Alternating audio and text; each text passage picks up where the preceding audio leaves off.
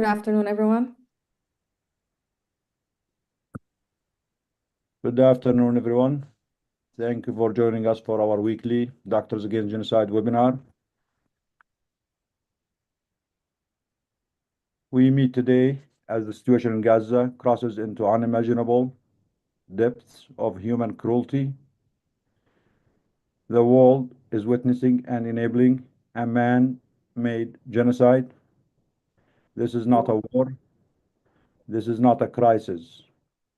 This is a systematic campaign of extermination, mass forced starvation, the slaughter of children and civilians, the hunting down of young men and boys as they seek crumbs of food.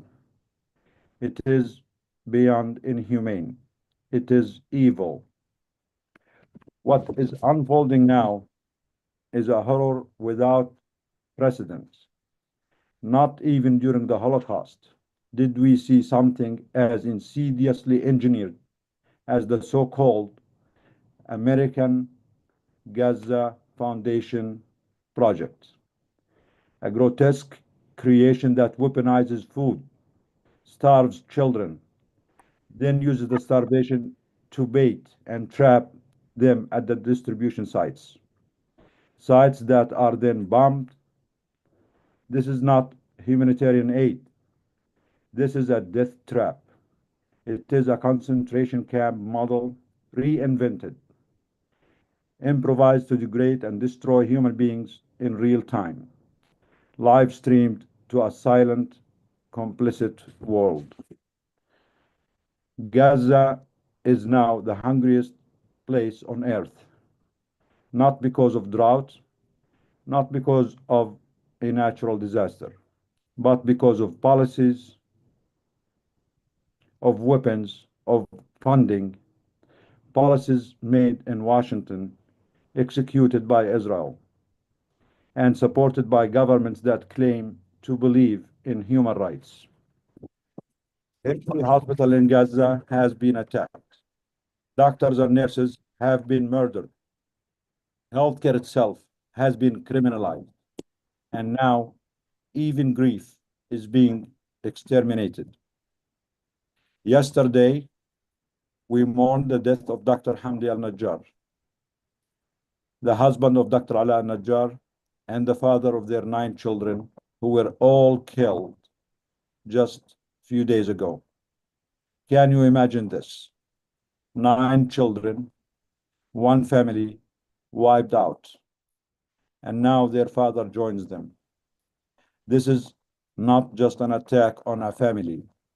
It is an attack on humanity, on medicine, on the sanctity of life itself.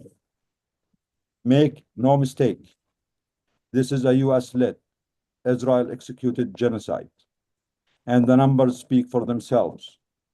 More than 18,000 children mass slaughtered, more than 1 million child being actively and forcibly starved, all hospitals attacked and destroyed, doctors hunted down, aid used as a weapon, children killed in line waiting for food.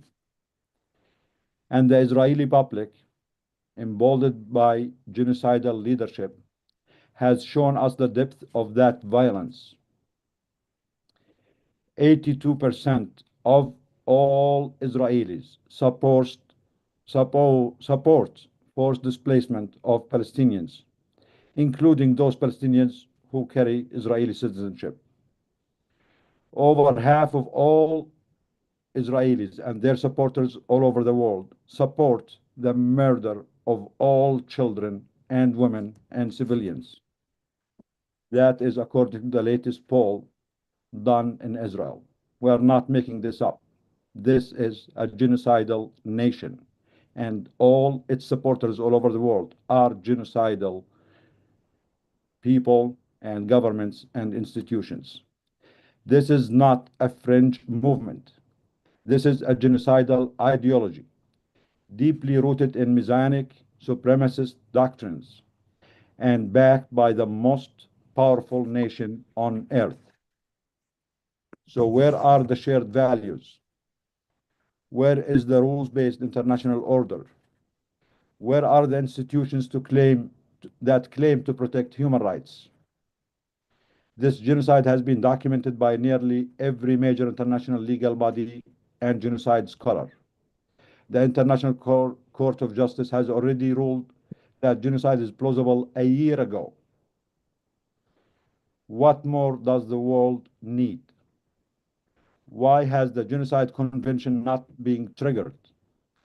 Why are states not fulfilling their legal obligation, not moral suggestion, but legal duty to prevent and to stop and to punish for genocide?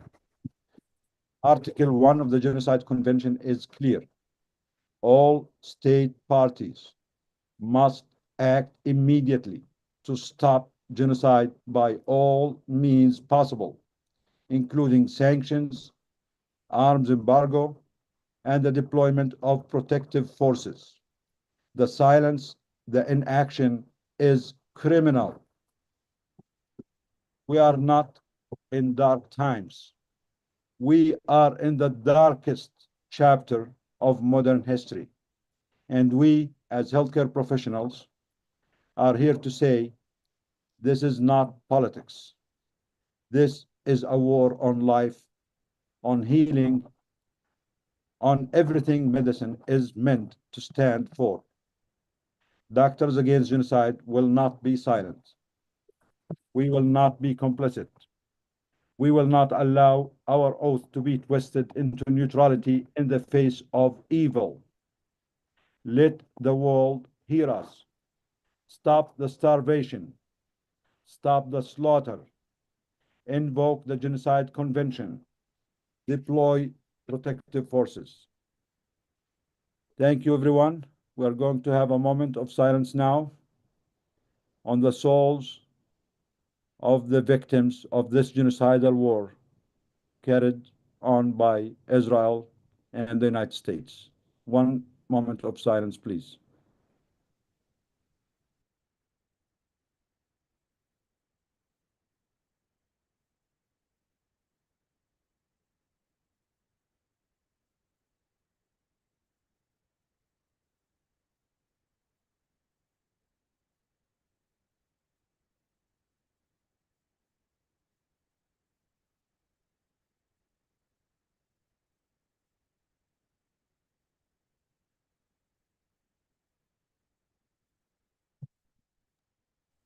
Thank you.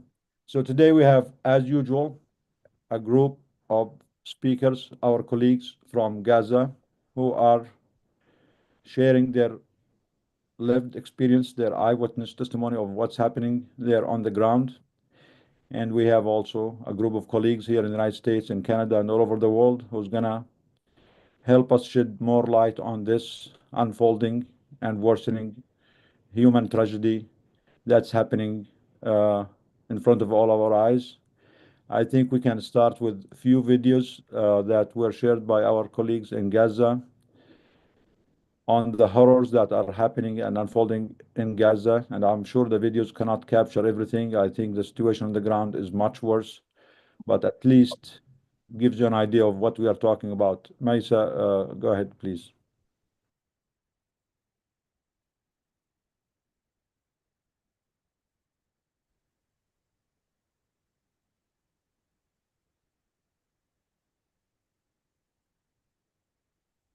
ايش اللي صار هنا بالضبط وصفي لنا احكي لنا. The Israeli occupation tell us coming here because they want to take our earth in Beit Lahiya, and we coming here and the Israeli occupation tell the people they are want to drop bomb here, and we sit here and we hear the bomb and we see the mother in the earth and we see the flesh body, we see the children dying. And we see all the people die here. The child is the daughter of martyr. She living with her grandmother, and she died in her eyes. She see her when she died. Yes, she see her when she her head in the floor. You see the blood here. It's for martyrs. We are children. We need to live in peace, please. We need peace. We don't need anything else. Here the child don't live the childhood. The children help their family to flash fire and providing water, and they're dying. Please help us. Thank you. We need help. We need to live in peace. Just this, our dreams. Our dreams is to eat the bread.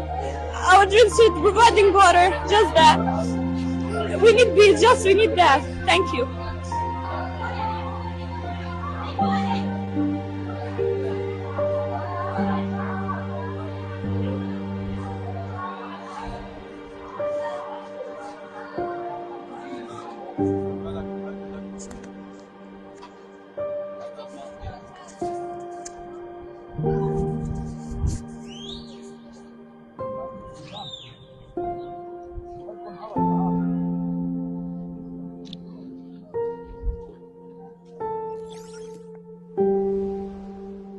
That's what the children of Gaza are asking. They just want to live in peace.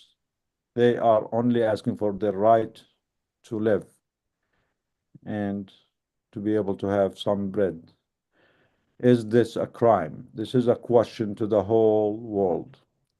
Is what the children of Gaza are asking a criminal act? Is it endangering the American and the Judeo-Christian and the Israeli empire? Thank you. Do you want to share another video, Maisa?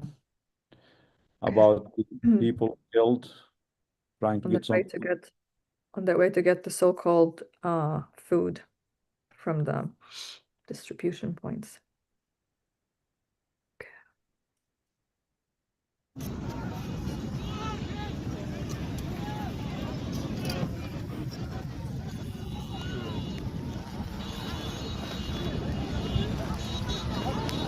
Just up today. But last night, they are hunting and women trying to get food, starving people. The American Gaza Humanitarian Foundation has trapped murder, starving children.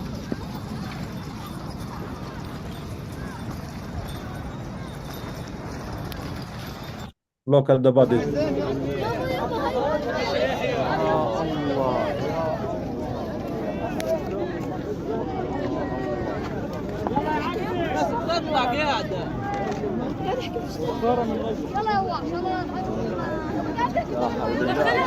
صبري ما تقدميش ايش يا اختي استشهد هذا المرة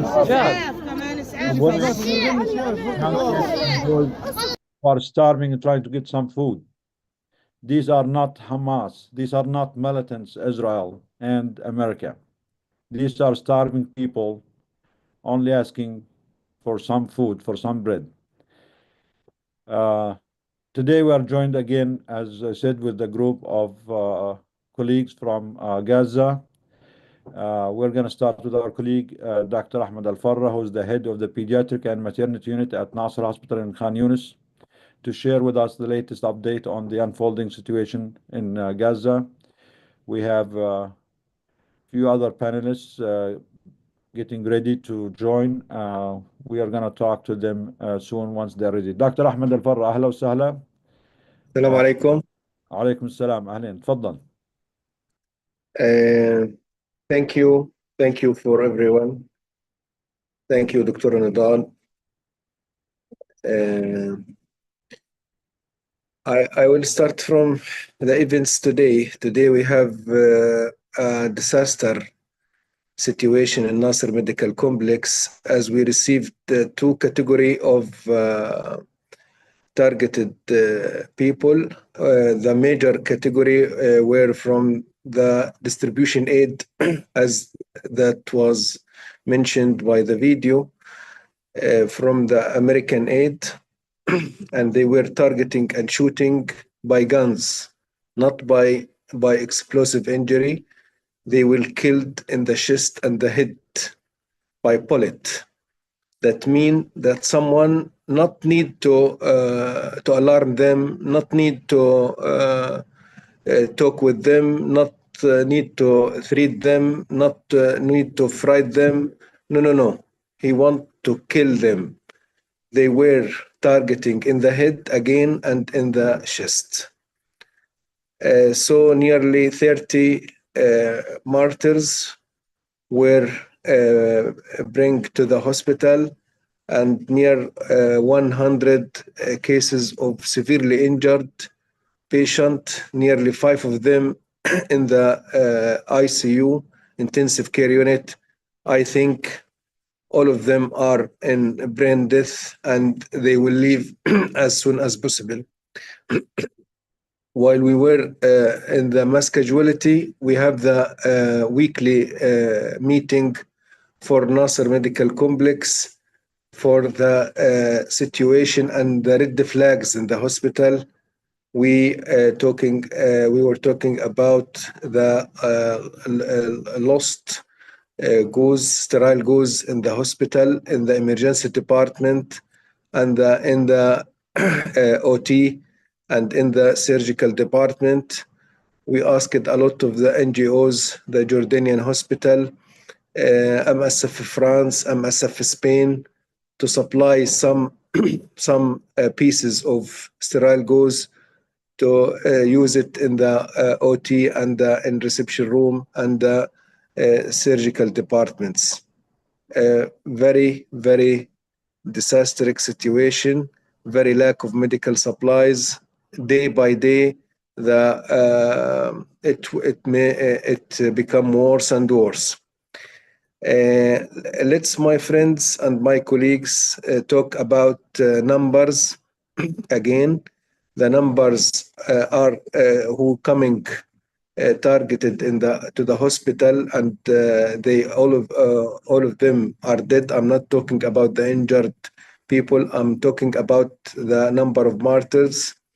The average of targeting children is nearly one child is killed and targeted by the Israeli occupation every 40 minutes, and a woman is targeted and killed every 60 minutes, and every 15 minutes someone, either a woman, either a child, either a man, every 15 minutes coming a person to the hospital targeted by the occupational army.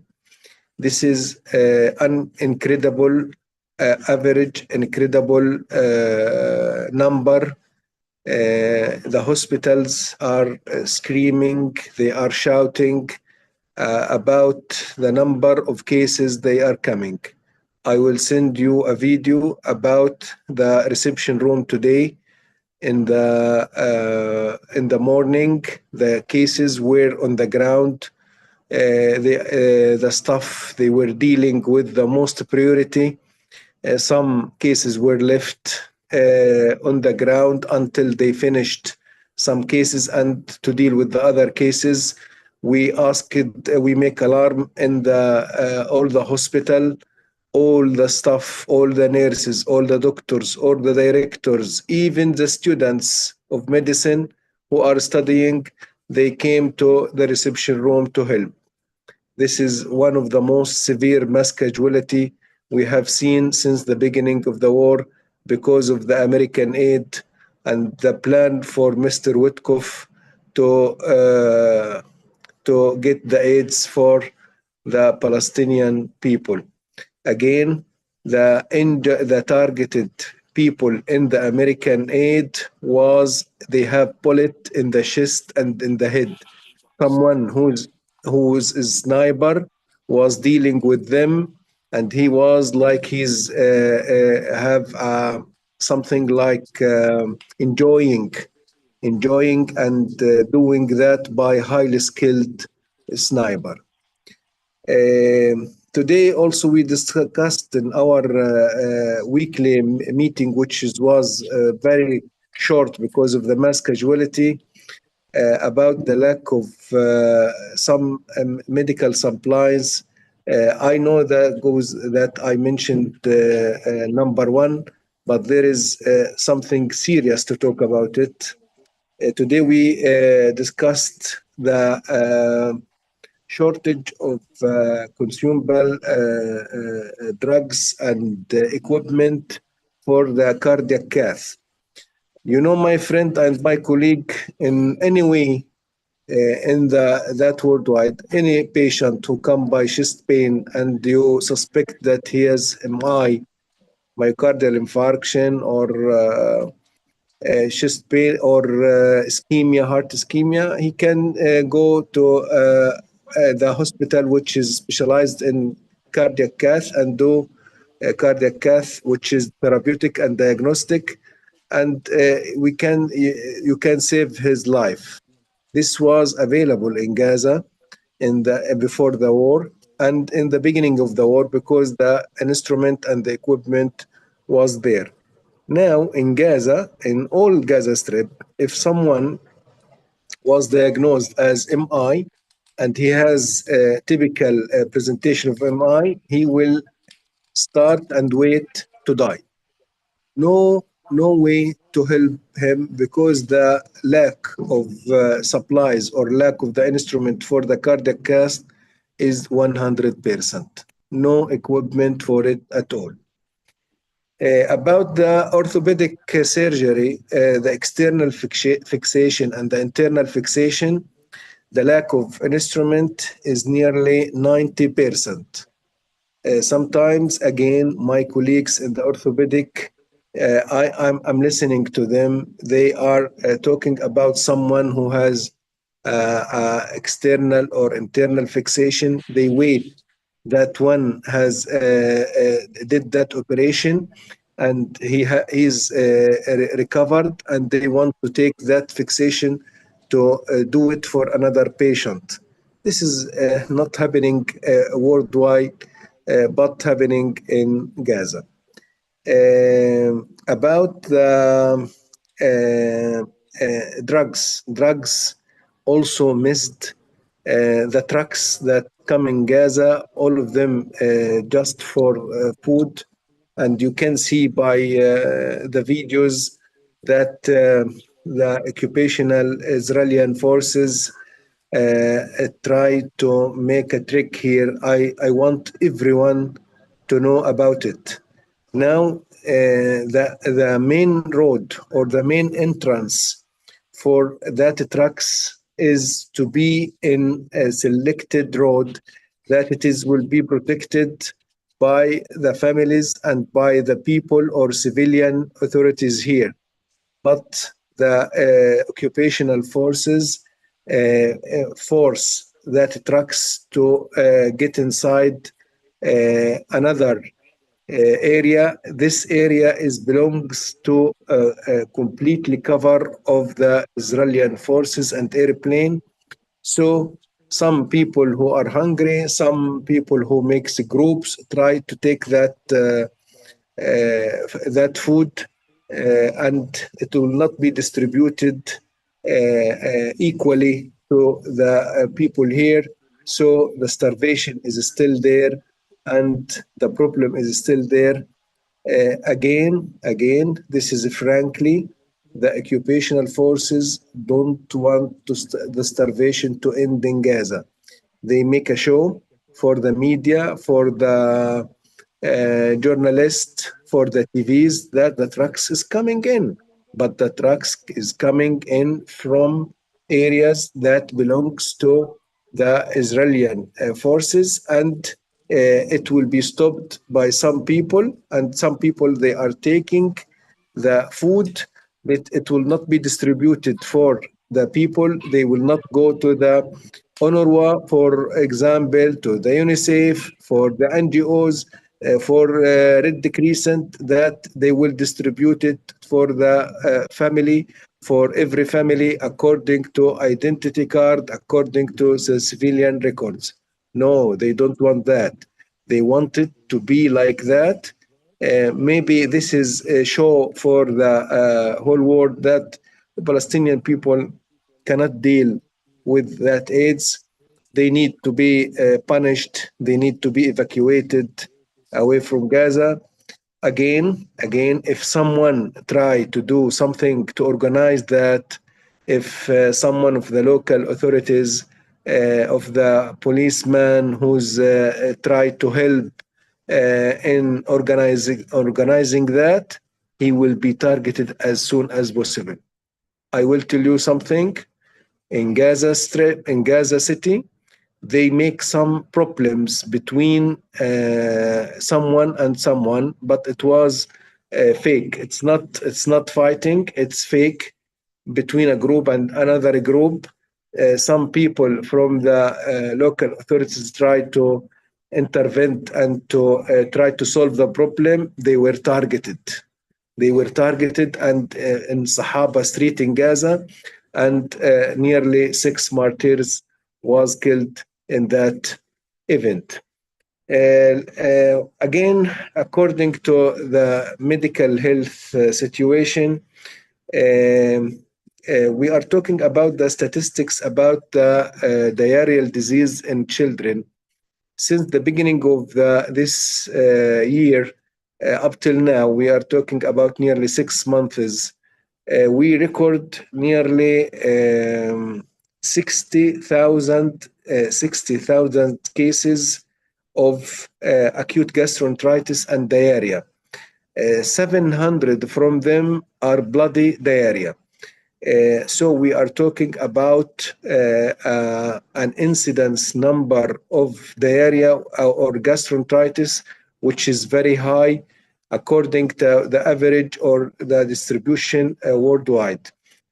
What is the cause of this? The cause of this is three main causes. The first cause, that the Israeli occupation forces destroyed all the sewage system in Gaza. The water for drinking is very bad. So a lot of them, they have polluted water. They are drinking polluted water. So they got gastroenteritis by salmonella, by campylobacter, by Escherichia coli. Hemolytic uremic syndrome, which is rare in pediatrics, we saw a lot of cases due to gastroenteritis from the polluted water. Also, the other cause is the lack of vaccination. Again, the occupational forces not allow for the vaccination to come in nearly the 1st of March. So rotavirus vaccine, which belongs which is for protecting the baby from gastroenteritis and diarrheal disease, are not allowed here in Gaza. So we saw a lot of cases in the neonatal period or the infant period coming of gastroenteritis and diarrhea. The third cause, that the lack of immunity due to lack of food. Exactly. We are not taking fresh food. We are not taking food at all. Now, as you mentioned in your videos, the little girl is asking that her maximum dream is to get a bread. Yes, I'm a doctor. I'm talking frankly. I swear to God, sometimes 48 hours and sometimes 72 hours, I'll not getting a piece of bread. This is I'm head of a building. I'm a doctor. I'm financially I'm satisfied, but this is the event that we are facing in Gaza. Again, come back to the diarrhea. There is lack of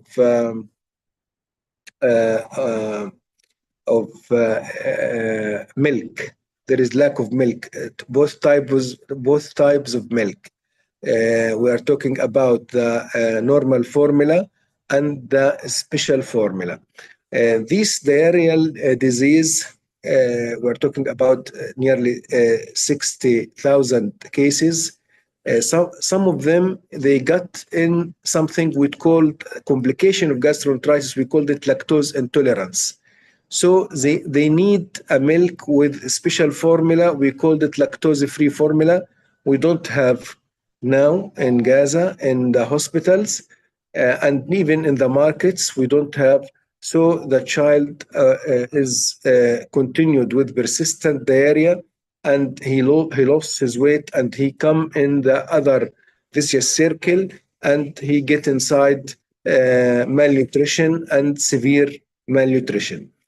So gastroenteritis, lack of immunization, a lack of a special formula of milk, low immunity, the child is coming, the undernutrition of malnutrition, the cases of malnutrition is increased day by day. This is the, in brief, the situation of the hospital. In the pediatric department, if we can visit the pediatric department now, downstairs, we will see 2 or 3 child on the bed because of the crowdedness and the number of children that they are need medical health and medical services. This is not in the pediatric department. This is in all the hospital, even in the surgical departments, even in the medical or internal medical department, even in every case in the hospital, we are looking to create areas day by day. Every day we are looking to create areas. You know, Nasser Medical Complex today, we have nearly 50 cases of intensive care unit beds. You can imagine 50 cases of intensive care unit. They are fully occupied. The capacity of Nasser Medical Complex was 10 to 15 cases, but we create another 40 beds for intensive care unit as the cases are coming in very critical condition. And one place was free today because Hamd al-Najjar, husband of Dr. Ala, as Dr. Nidal mentioned, he was martyred today at night, last night. So his bed is available for another one. You can imagine you are waiting for someone either to die or to be a little bit better and go to the internal department to make a place for a patient who need at this moment intensive care unit. About the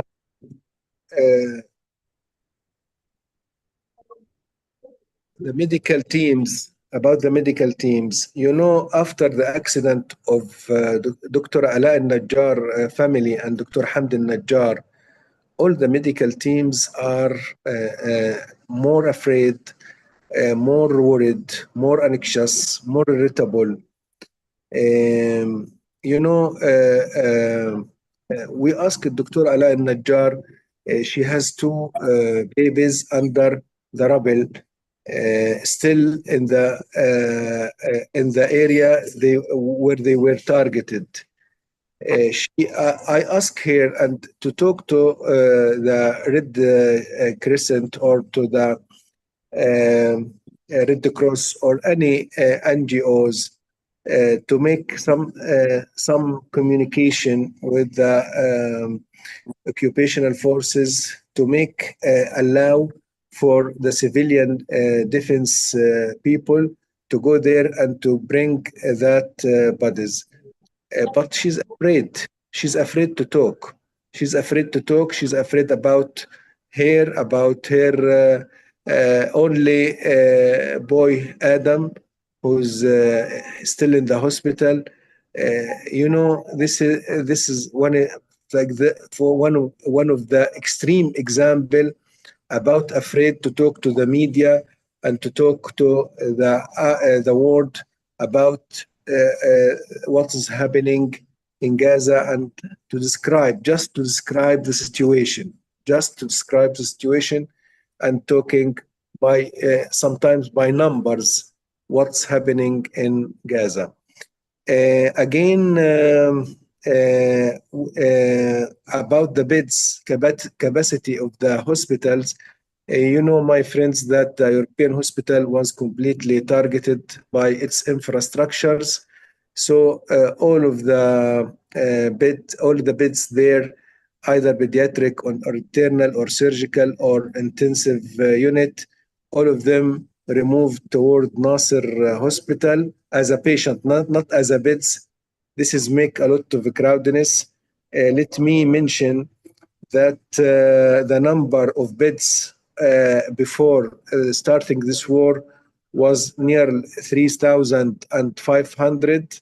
Nowadays, the number of active beds in the whole Gaza Strip is near 800. We are talking about just 1/4 of the total number is available now. Even in the a lot of demand and a lot of need for this. Some services, again, like cardiac catheterization is completely stopped. Orthopedic, it is in the way to be completely stopped because 90% of the medical supplies and instrument for orthopedia will be stopped. Ophthalmological consumption and medical supplies, nearly 85, they are consumed and they just working by 15%. All the drugs of cancer nearly consumed. The lack of the number of storage of drugs, which lost nearly in the general, nearly 50%. In the medical supplies, nearly 70%. About the OT, operation theater rooms, before the war, we used to have 103 number of room. Nowadays, we are talking about just 40, 45 number of room. 41% of chronic renal failure disease patient lost their life because of lack of health services, and the number of system that working of hemodialysis was before the war 178. Now it is just 90. There is a lot of difficulties in moving, in transporting. As you can see by the videos, some targeting patient, some injured patient, they coming on the by something was pulled by a donkey or a horse. There is even the ambulances, they lost the fuel. Today we are talking with the engineer of the hospital, Nasser Medical Complex. He told us that the gasoline or the diesel is just enough for 48 hours. And even the diesel for the ambulance also are nearly consumed. They are looking, you can imagine, the ambulance when turn or try to move, they ask if there is more than one injured, he can go. But if he's one injured or two, he want to I want to talk about that they want more than injured patient to come in the same moving. This is due to lack of fuel and diesel and gasoline. Again, nearly 15,000 cases are waiting for referral outside. Some equipments like MRI. MRI before that war starting was 7 system in the Gaza. Now all of them completely destroyed. CT scan, they were 19 system for CT scan. 12 are completely destroyed. Now 7 system, they are working and they lack for some equipment. Some of them are stopped, and there is some instrument or something belongs to disk or something, little small pieces. They are lost and they not allow to come by the NGOs or the doctors who came from outside. 100% of the sewage system is completely stopped. Water is polluted, no food. Again, the ice ball is getting bigger and bigger every day. the whole world can hear about the AIDS that coming in Gaza, but it is full of blood. It's a bloody AIDS. I name it bloody AIDS. If they want to go to Rafah city, they will target it as happened today. This is from the west area of Rafah. If they want to go to the east area of Rafah, they will be like randomized distribution, not organized. Everyone is coming and take from the trucks. It will not be distributed for the hospitals, for the camps, for the refugees, for the people, for the families. Some people from here and there, they are going and try to catch this. And even if we are talking about the quantity, again, the trucks that needed for Gaza, nearly 500 to 600 truck every day. What is getting inside is nearly 10% or 5% of that trucks. So the starvation is Dr. Ahmed, if you don't mind, we just got Dr. Muhammad Salha and his connection is weak. So if you don't mind, if we can have Dr. Salha share the situation. Thank you, Dr. Ahmed. All these important and heart-wrenching data and situation that you shared with us. Dr. Muhammad Salha is the director of Al-Auda Hospital, Beit Lahia, north of Gaza. His hospital has been ordered to evacuate a few days ago. As we all know, all the hospitals in North Gaza have been evacuated by force in the last few days.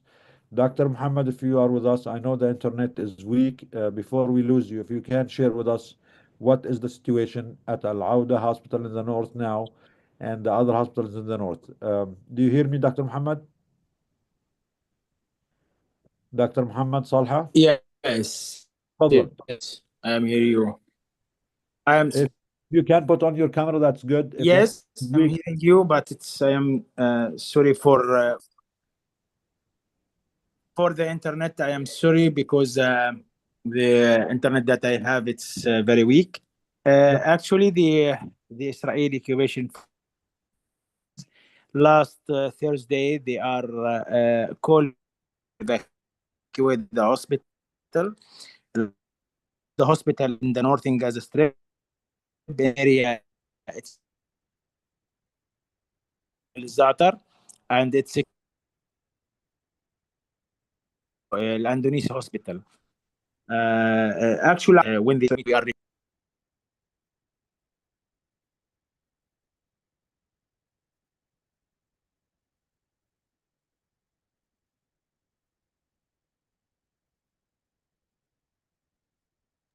sorry, the connection seems to be weak. Do we hear him, guys? Do we hear Dr. Muhammad, or did we lose him? I think we lost him. So let's move. Hopefully, we'll try with him to get a connection again. We're gonna go to our colleague and friend, Mr. Iyad Amawi. He is a journalist and he is also the Middle Area Community Gaza Humanitarian Coordinator. And hopefully, if we can have Dr. Muhammad Salha back again, we'll go back with him. Iyad, Kifak, how are you? You are muted, Iyad. Can you unmute yourself, please? Can you unmute? We cannot hear you, Iyad. Can you unmute yourself? Iyad, unmute. Remove the mic, please. Open the mic. I cannot hear you, Iyad. إياد مش سامعينك إذا بتقدر بس سامعينك يا إياد. سكر افتح الكاميرا، الله يخليك. افتح الميكروفون. Yeah. think- Yeah. Oh, yes, Yeah. that's good now. Assalamu alaikum. Thank you for hosting me. I'm engineering Iyad Al-Amawi, the relief committee here in local, and have good coordinations with all of NGOs here, internationally, that related to the United Nations and the local organization also. Our goals from the beginning of this genocide is distributing foods and baskets of foods from the beginning of the genocide in the south, especially in the coastal area land here, before the implementation of the ceasefire at the first case. Here you are, Dr. Nodal. I appreciate your attendance, and I am ready for your questions if you need. Just please tell us about the humanitarian situation in Gaza. Are people getting aid or not? The impact of the starvation, and is this Gaza Foundation or Humanitarian Foundation helping people or not? What can you share with us about the current situation on the ground now when it comes to aid and starvation and medical supplies?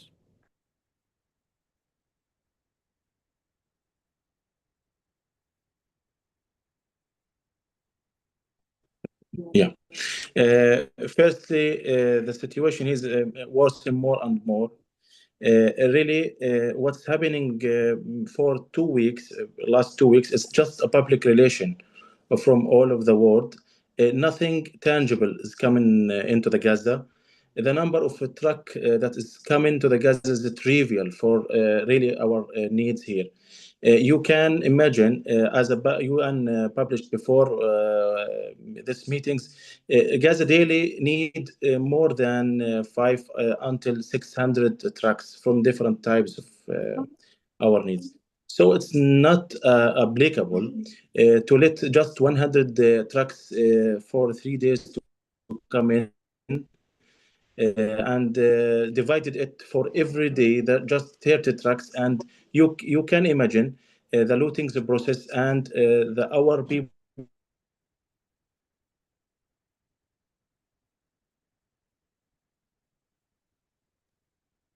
Yeah, the connection is weak. Can you do without video? Maybe it will be easier for the just. They hang them and arrive them to the ER and the hospitals from the really bad, seriously injured. Something what's happening in Rafah tomorrow and this morning, and tomorrow they announced they will distribute foods in the GHF warehouses. What's happening here in Gaza is just increasing the suffering. The announce from the international community, nothing implemented here over the ground. We haven't time. Until this moment, in my statistics here from the Watch, they announced they lose more than 60 children from the famine. And we in our statistics we have more than 60,000 and 71 children who is in need urgently to save their life from the sign of famine. So there is no time to just waiting the increasing the trucks by just 10 or 20 trucks. What we need is a really tangible change and incredible amounts of trucks with different medical supplies and foods and flowers urgently. Shift this over. Maribeth, yes, go ahead. Yeah. And the questions are complete. كمل يا اياد معلش. Yeah. So a lot of cross point is closed behind the fence road from after the incursions of the Israeli army, and they close all of this cross point, just remaining one point, like Karm Abu Salim cross points. You can imagine this cross points, it's under the Israeli sieged, and they let some of the trucks after the increasing of international community pressure, and this is intangible amount, as I mentioned before. And they refuse to let the trucks come in from the north to the north of the Gaza, to the middle area of the Gaza town, Karni Netzarim, and they just keep 1 point for all of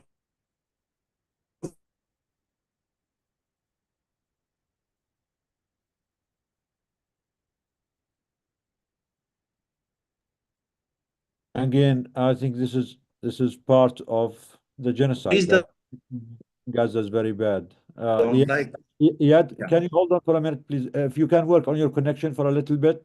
Let me go back to Dr. Muhammad Saleh. Please try to keep the connection straight because there's some problem with the connection on your end too, if you can fix it. Dr. Muhammad, are you back with us? Yes, I am with you now.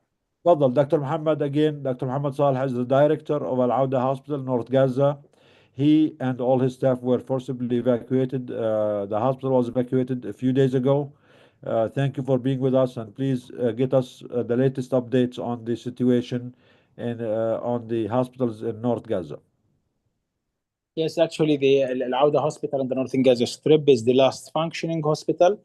And last Thursday, the Israeli occupation forces at 1 p.m.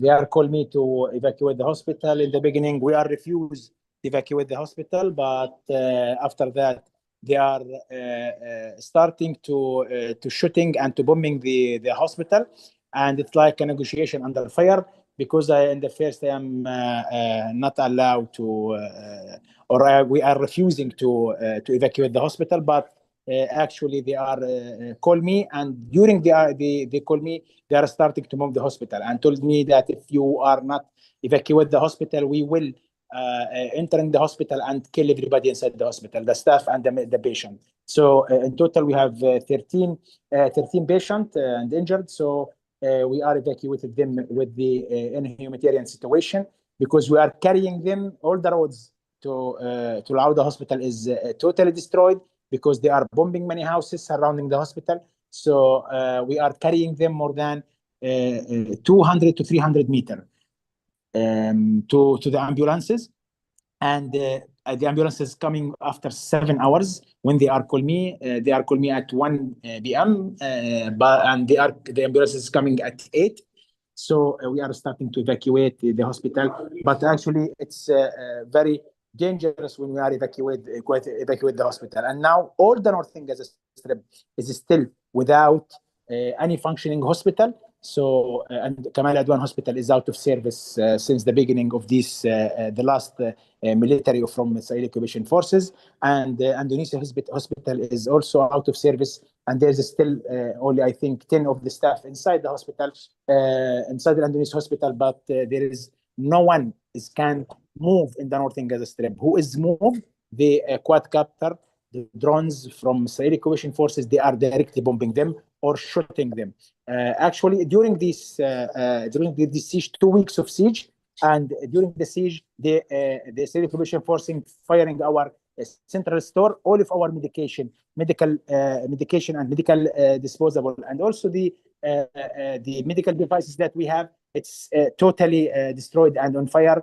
And all our central store is now we don't have in Al-Auda Hospital in the northern any of the medication and medical supplies. The only we have that is in our inpatient department, and it's not enough only for 3 or 4 days when we are there. Now, who is injured in the north? Who is injured? They will not have any health facility to provide the health service for them, so they will die. And when we are going, we are evacuated the hospital, so we are seeing a lot of bodies in the streets because there is no ambulances can come.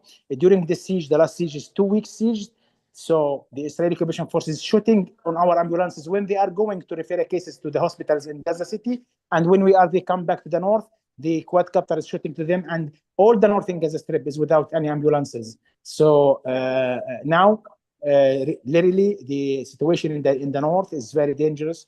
Nobody can move. There is injured inside their houses, but they can't move because if they move, the Israeli occupation forces will bombing or shooting them. And it's happened in the last siege. We have a siege from October 2024 till January 2025, and during this siege, there is many of cases after 10 days and 2 weeks they are coming to the hospital, to Al-Auda Hospital, to have health services because there is a dangerous in the first days to come to have a services in Al-Auda Hospital. But after 10 days, and they are coming with infected wound, a lot of injuries we are doing to them.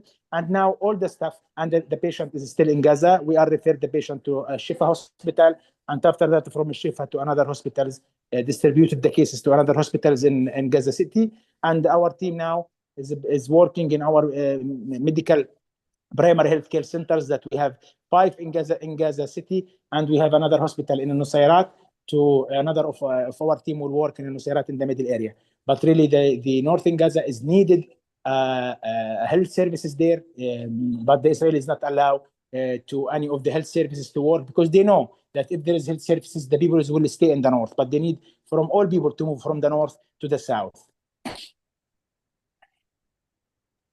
Thank you, Dr. Muhammad. So from what you're saying, that everyone in North Gaza is a target. Anyone who moves will be targeted and killed. And as we speak, there is no functioning hospital in the whole north of Gaza. Did we understand you correctly? Yes, this is what happened in the northern Gaza Strip. And this is all being done as a campaign and by design to exterminate the people and to commit genocide and ethnic cleansing on the north of Gaza and to steal the land of those people, the indigenous people of Gaza. This is a broad daylight theft by Israel and its supporters of other people's land, as they did in 48. Most of these people in North Gaza and the refugees in North Gaza, actually, their land is in Tel Aviv and Haifa and Jaffa and Ashdod, and they stole their land then and forced them into Gaza, and now they are following them. It's not the fact that they stole their land in 48 and that's it. Now they are following them in their refugees camps, committing a crime of genocide and extermination on them to again take whatever little small houses and these cramped refugee camps that they forced them into in the last 70 to 80 years. Is there any hospital that is working in North Gaza now? Is there any? You said even the ambulances cannot move, Dr. Muhammad Saleh. So if anyone get injured in North Gaza, they cannot get any kind of health care?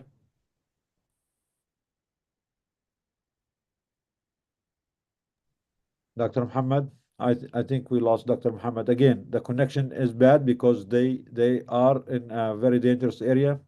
They don't have any stable connections and they are on the move. They are being forced from one place to another. Many of our people and colleagues in Gaza have been displaced forcibly multiple times over. And that's why we're having a hard time connecting with them. But we're happy to share with them, share their truth whenever we can. Iyad, back to you. Do you have any more to say about the humanitarian situation, please?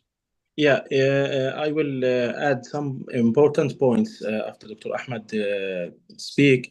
The important things: there is no tents in the north and in the Gaza town for any NGOs to distribute for the peoples. You can imagine when you force people multiple times to be displaced and they haven't any shelters or tents to keep them away from the cold or the heat of the summer. You know, the heat now is very high.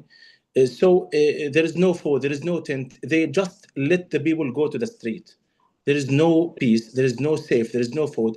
They need to kill all of our civilians. In our thoughts here as NGOs, and I have an excellent experience in aid distributions, nothing exists in any warehouses that can keep our people alive. So the most important questions also, the generation in crisis. What's happening for the Gaza children is not just a humanitarian emergency. It's a collective punishment. The siege and the blockade and preventing them to seek any foods. Hospitals are broken and entire cities is completely destroyed. Infrastructure is completely cleansing. All of our land is shrinked to just 30 square kilometers. You can imagine the crowded area, the sewage, the lack of the sweet waters. There is no, it's a death zone here in the Gaza Strip. So without immediate and massive international intervention and actions, a generation of Palestinian children especially will be lost. And the hatred all of the world will affect all of the world in the next generation. It's vital things. We need emergency and urgent interventions that we haven't any time to wait. That can I add after, if you need some statistics that will increase the awarenesses of something like orphans and burnt baby and amputated babies, they're still suffering.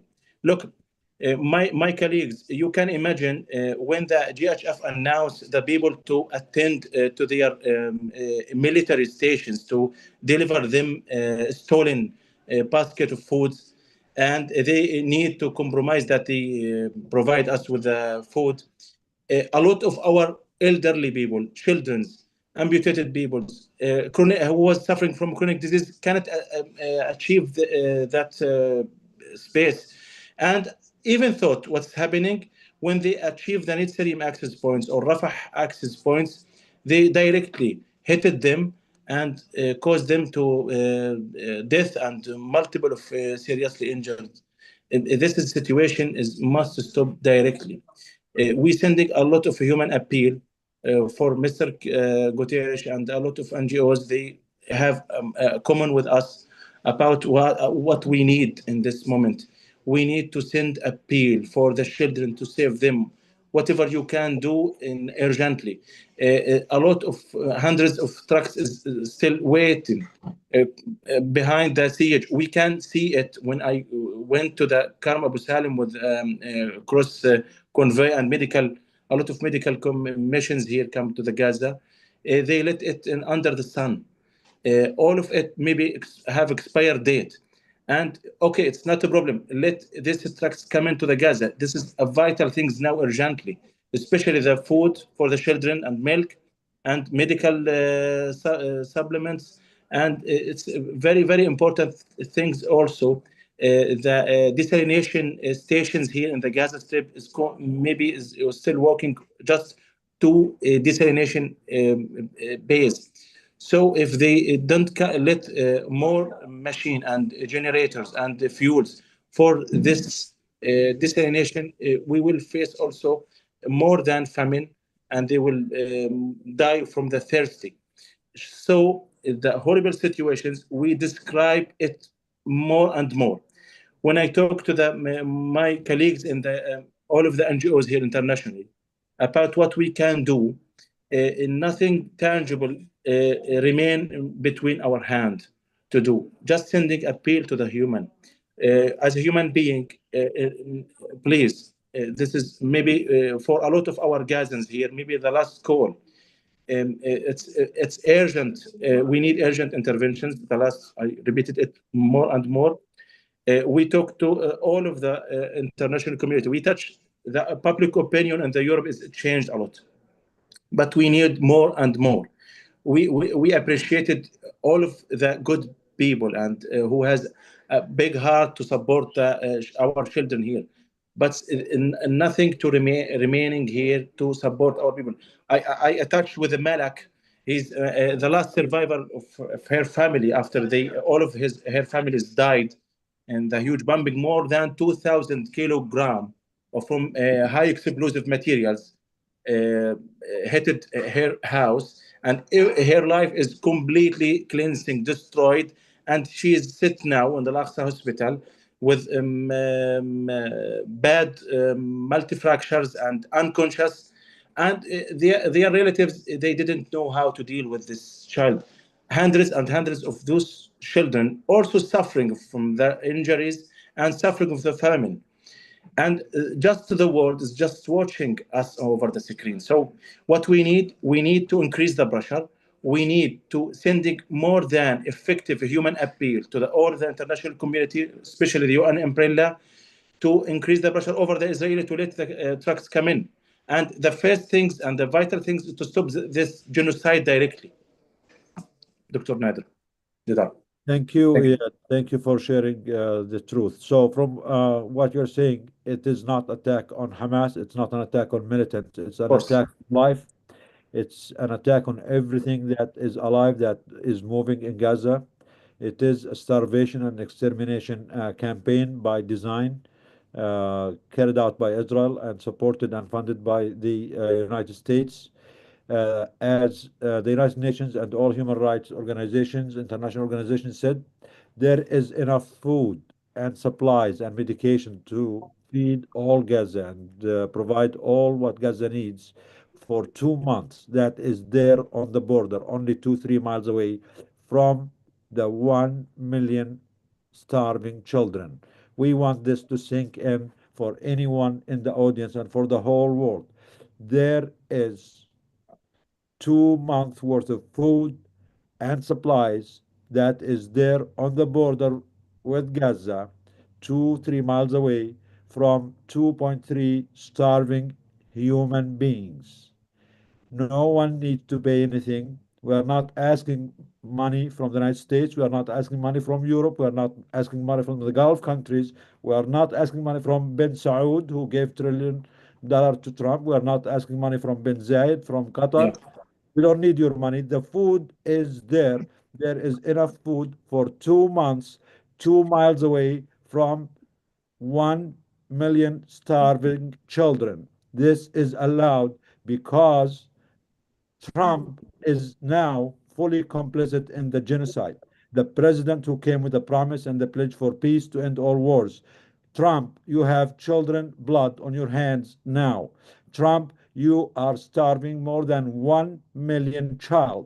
It's happening on your watch with your orders. You kept saying that Biden is weak, he could not stop it. It seems that you are weaker. You all bought to Netanyahu, to Zionism, to the genocidal nation called Israel. So the United States is fully complicit. The United States administration now that is committing this genocide is as bad as the one that was before. And there is no excuse for anyone. Witkoff, you have blood on your hands. Witkoff, you are a war criminal. You are participating in this genocide. Rubio, you have children blood on your hand. You are committing a genocide. All of you are complicit now. We voted for you because you promised peace. You promised to end the genocide. You promised to bring wars to an end. But it seems you are even worse than the previous administration because at least the weak Biden was able to get some aid in. But you, weak Trump, cannot even get bread to the starving children. Thank you, Iyad, for sharing your truth. Thank you, Dr. Maybe Dr. Nidal, I please. will add something important if you need. The creative chaos that caused by the new American system, it's a very important thing. You can touch it. The creative chaos that caused the people run and walked randomly from the middle and to the south and return to the north again to seek the foods. They increased the humanitarian pressure over the starved people and led them to go randomly without any guidance.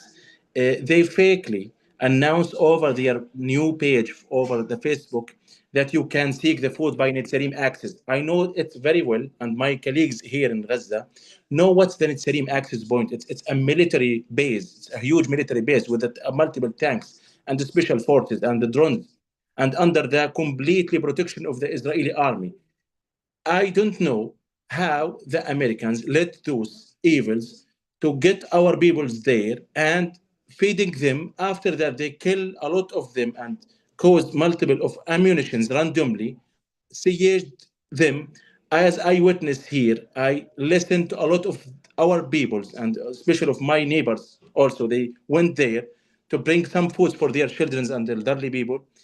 They faced horrible times with the smoking bombs and the tanks. They ran directly to face them and to stop them from invading the American base. That is nothing there. They just bring some of basket of foods and let people with a creative chaos attack the base. After that, they shoot them and let them leave. Day by day, they will do something like that. This is chaos will increase the suffering. It's a very important thing. They increase our tire.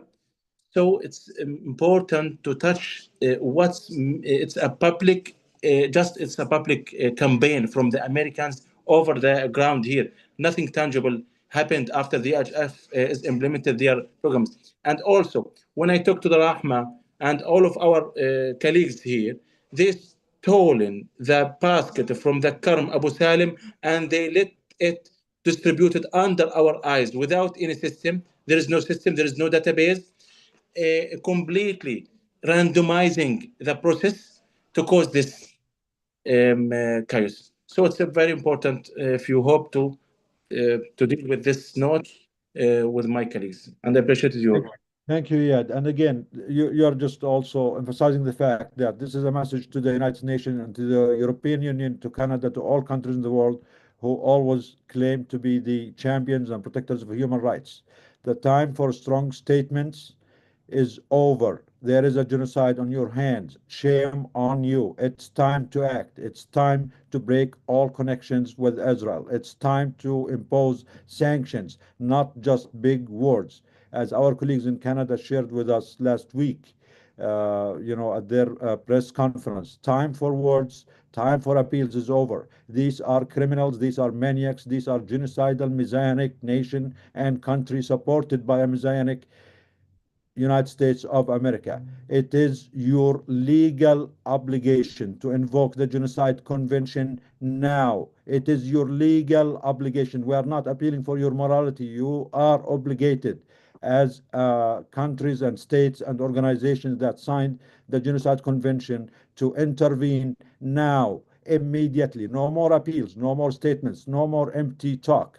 It's time to intervene now, even by deploying troops if needed, and it is needed. It has been needed 18 months ago. This has been 600 days of constant and continuous full-blown genocide, and you all know it. The Prime Minister of Ireland just said the other day, yes, this is genocide. The new Prime Minister of Canada during his election campaign said, yes, it is genocide. If you all know it is genocide, then you know that under the Genocide Convention, you are obligated to act to stop and prevent the genocide, not to just keep sending us empty talk and empty statements. Let's go back to Dr. Ahmed Al-Farra. He has some videos and some more information to share. We are waiting for one or two more speakers. We lost the connection from them. One of them is the teacher. He will be back soon. So Dr. Ahmed Al-Farra, if you have any more to say while we share the videos and the pictures that you shared with us too. Thank you.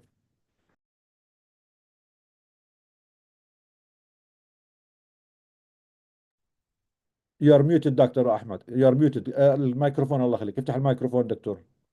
Thank you again for my colleagues. Thank you for sharing. Now, while we are doing that Zoom, two tanks, bombs of tanks from the Israeli forces from Rafah, between Rafah and Khan Yunis. They bombed tents near El Shafi'i area in Gaza, in Khan Yunis city, sorry, in the west of Khan Yunis. It is far away, nearly 500 meters from the hospital. I sent for Dr. Nidal some videos about the crowdedness in the reception room. Some cases they are in the floor, and some cases came to the hospital by a car which is pulled by a horse or by a donkey. Mass casualty is continuous over the day. This is one of the worst days since the beginning of this genocidal war. Again, my friends, the situation is unbelievable. No words or letters can describe that. Again, our message for the whole world, among you, among the media, among the TV, these people are not ink on paper. They are human beings. They were created by God, and they have the self right to live, to learn, to educate.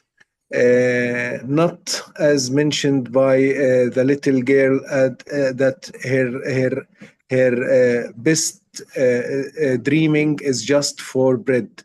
No, we are dreaming for dignity, for traveling, for teaching, for education. We have doctors, we have engineers, we have pharmacists, we have lawyers, we have, the Palestinian people in Gaza I will not talk about them. You can see them outside in the United States, in Canada, in Europe. They are leaders. They are leaders in the communities. They are always in the first class in their in medicine, in pharmacy, in all fields, even in trades, in everything. Again, these people, they are not numbers. They are not numbers. They are not ink on paper. Please do your pressure, do your best, try to give the message for the world to be on the correct side, to be on the justice and the humanity and morality side. Try to be against genocide, as Dr. Nidal mentioned. Try to be make a pressure on the decision makers in the American policy, in the Canadian policy, in the European policy. We need some steps on the ground. We need to see something. The Israeli occupational forces or the Israeli government will not.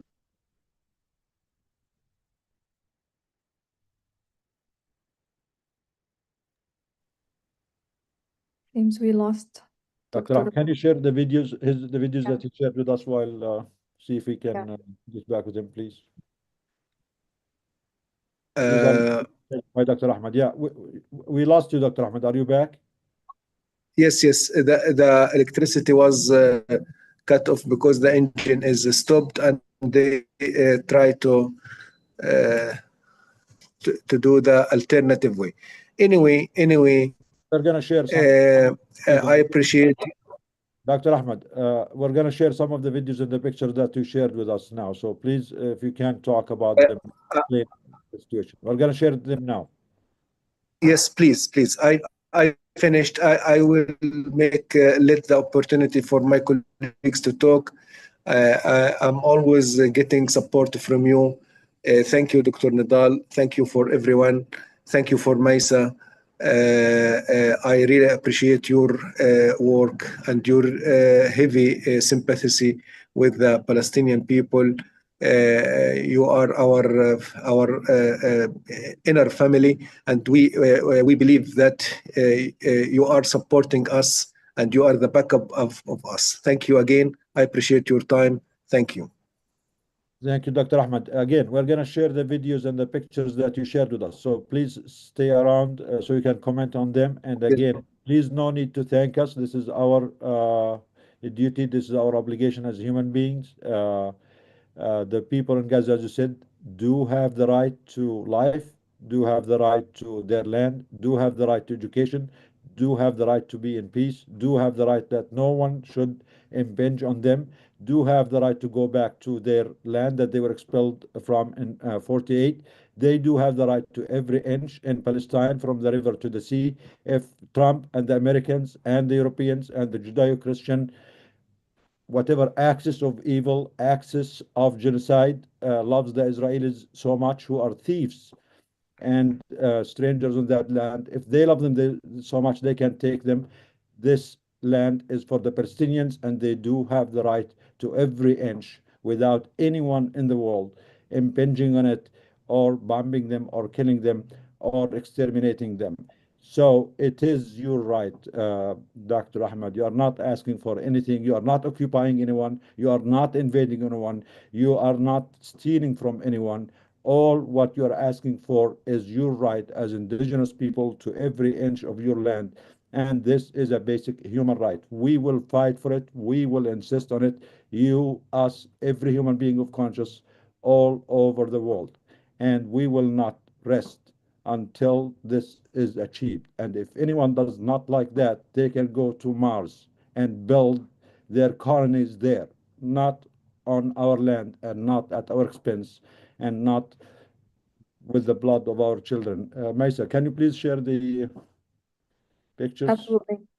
Absolutely, I can share. Just I want to say a few words for Dr. Al-Farra to not only thank him, but also say that obviously we all feel beyond frustrated and helpless. And I want to share the videos, but I want to remind everybody watching today that we're not sharing the videos because we want to normalize the suffering of our people. I want to share these videos, and I want everybody to remember that we all have a role to play. And if you feel outraged right now, I think you should take action. So we're gonna share these videos, we're gonna discuss some action, but it is really in no way meant to normalize the suffering of our people or to minimize the dignity of a single human in Gaza or in Palestine. So I want to be clear before I share. Thank you.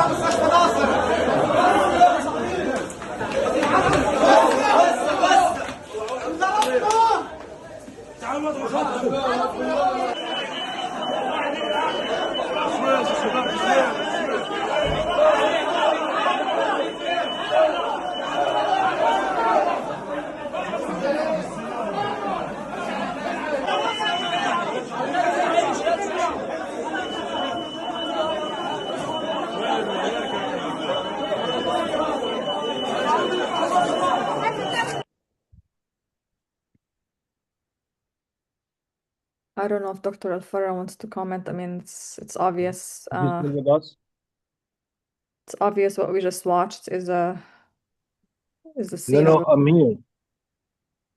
Dr. Ahmed, تفضل. We just shared the video from Al Nasser Hospital about the young people who were murdered trying to get food. They trapped these young people and children who are This is starving. this is one area of the reception room. This is the area that the targeted patient and the injured patient on the ground, and the holy area are occupied by injured patient on the bed. So they are the extra cases. They are on the ground, and no one can deal with them because all the staff are working on the cases in the patient on the beds. The staff, the training staff, the house officers, the students, even the directors, even the house cleaners was working today in the mass casualty. Today, again, we are facing days like the first days of that criminal war, and more aggressive. More aggressive. Why more aggressive? Because of the lack of medical supplies. Today we are shouting in the reception room, we don't have sterile gauze. We don't have sterile gauze. We have lack of normal saline. We have lack of blades. We have lack of a lot of things. This unbelievable. Someone tried to kill you, and even when you try to save your brother or your sister, he try to make a lot of difficulties and obstacles and want him to die in front of your eye to see he's dying, and you can't do anything for him. But I tell you that we are more stronger and we have to fight. And again, as Dr. Nidal mentioned, we are looking for our land. We are looking to stay here in Palestine. This is our land. We will not evacuate it for any place. We swear to God that we will stay in this land, and we have to struggle for the last breath and to the last heart rate. Thank you again. Thank you, Dr. Ahmed. Yes, and this is your right. No one should right away from you, and no one can. Iyad, do you want to share anything else? Oh, can you please, Iyad, give me one more thing? I want to go to our my friend, my personal friend, our colleague, teacher Muhammad Al-Azami. He is a teacher from north of Gaza, Al Fakhura Hospital from Jabalia camp, to tell his story of displacement in the last few weeks. We worked with Muhammad, and we tried to start a small pilot project of rehabilitation in his school, and try to offer the children some hope by giving them few classes a day in the program called Nabqa Huna. But unfortunately, things did not go well. Thank you, Muhammad, for being with us. And Muhammad, please tell us what is happening. Where are you now? What was your journey in the last week or two? تفضل. افتح الميكروفون يا محمد. أهلا وسهلا. Hello everyone, can you hear me? Yes, we hear you now. Very good. تفضل محمد. Dr. Badroni is here. Your other friend, Dr. Badroni, is here too. So I'll leave it between you and Dr. Badroni to take on this discussion now. I am Mohammed Al-Azami from Gaza Humanitarian camp. I am a teacher, but I'll not talk as a teacher, but as a human being living in Gaza. In fact, let me express my feelings about what's happening. I'm very, very, very much disappointed and frustrated. The war has started about 20 months, and it's still getting worse and worse every day. We have never imagined that this genocide will last that long. We hope the war could stop this war, but unfortunately I feel you can do nothing. Okay. I am very disappointed that this war is still going on. I think you should do more efforts to stop this war. Gentle protests and are not enough. You should do more powerful techniques in order to make more pressure to stop this war.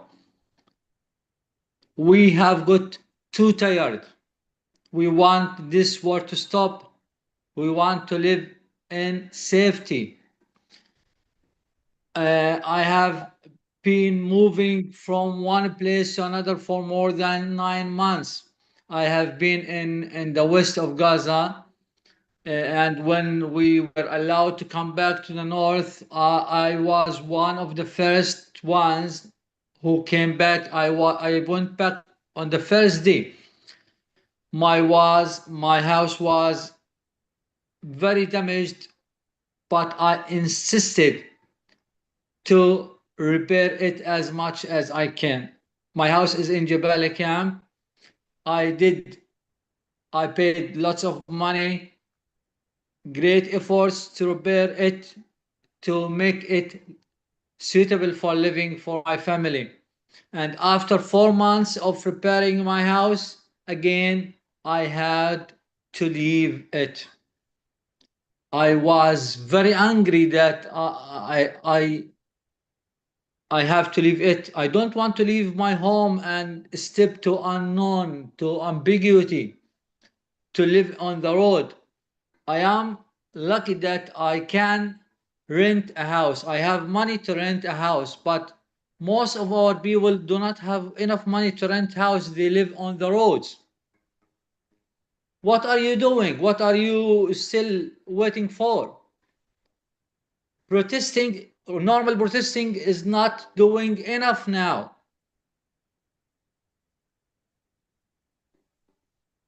I posted a post on Facebook a week ago about leaving my home in Jebel camp, and some of the people commented, "Who do you blame for?" In fact, I blame all the world, even you. I blame you. You are not doing enough to stop this war. We are being killed, and you are watching.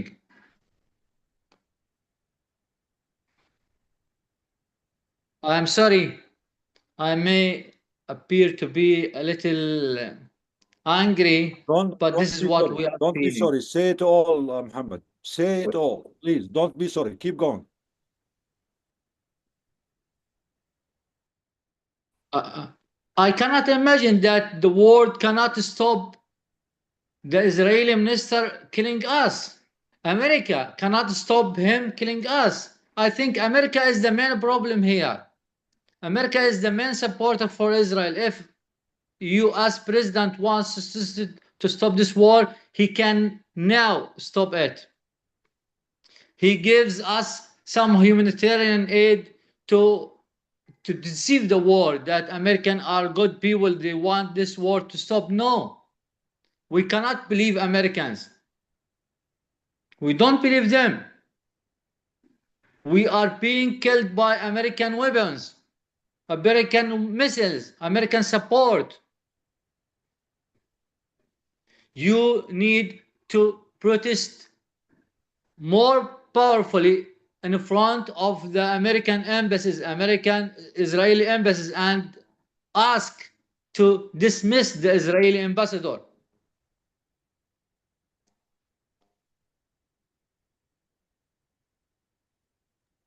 Tom, do you have any questions for Muhammad, please? Thank you, Mohammed. Your words are so powerful, and you've already also inspired us, which you should never have to do, with the actions that you took previously to show the world that there are still kids in Jabalia camp. I know many of them have left since then too. But your actions were so powerful, and I appreciate the attempt that you made, even though Israel made it turn out as it has. It's not a question. Many of us are going to DC again this coming week, and many of us plan to be arrested. We know we're not doing enough. We're always thinking of ways that we can try to do more, and we're trying our best. We can always do more, but we're trying our best to have the creativity inhabit us to know what to do. And we hear your pain. We hear the pain of many others who have spoken. And we know we need to do more. And the urgency of your voice, thank you. You shouldn't have to share it, but thank you for doing so. Your voice is very powerful. Perhaps others have questions. I just have a reaction for now. Excuse me, you said something important. You are doing your best. Well, but we cannot see anything on the land. We see the opposite on the land. We don't want empty words and empty actions. We want something, we feel it on the ground. What we want, just one thing: stop this war. Force the Israeli Prime Minister to stop this war. And we know the UN cannot force Israeli government to stop war. I remember something happened in Paris maybe a years ago when 7 Jews were killed. What did the world do? Most of the world presidents gathered in Paris and make demonstration. All the presidents joined this, participated in this demonstration. For what? For 7 people who were killed. What about us? Every day hundreds of us are killed. Hundreds. For what? What harmful things I did for Israel? I did nothing harmful for Israel. I'm a civilian. And many of my students were killed. Just kids were killed. Many of my friends were killed. They did nothing for Israel. I believe.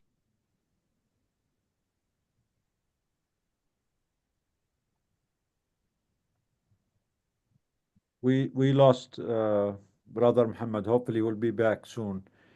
Are you there, Muhammad?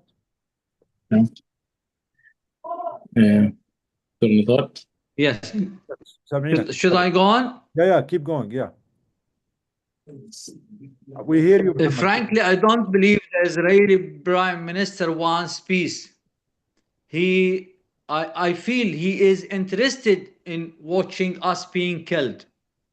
He's very happy to see us being tortured, starving. Our people here, you can see on TV that they are attacking the humanitarian centers because we are not thieves. Our Palestinian people in Gaza, we are not thieves, we are not beggars, but you made us. They starved you. Yeah, they starved you. You're right.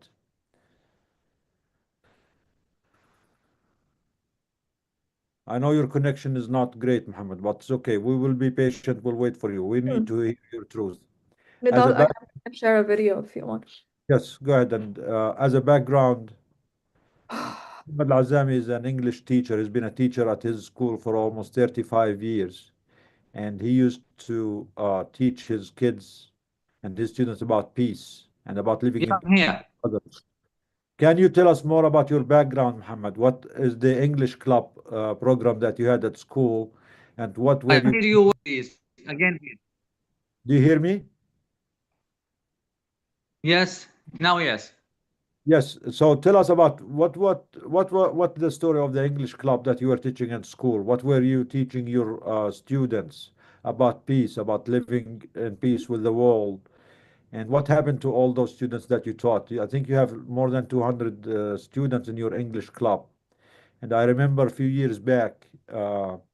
You were teaching those students about life, about contributing to the world, living in peace with the world, and making peace with everyone. And how did the world let you and your students down? Fadal.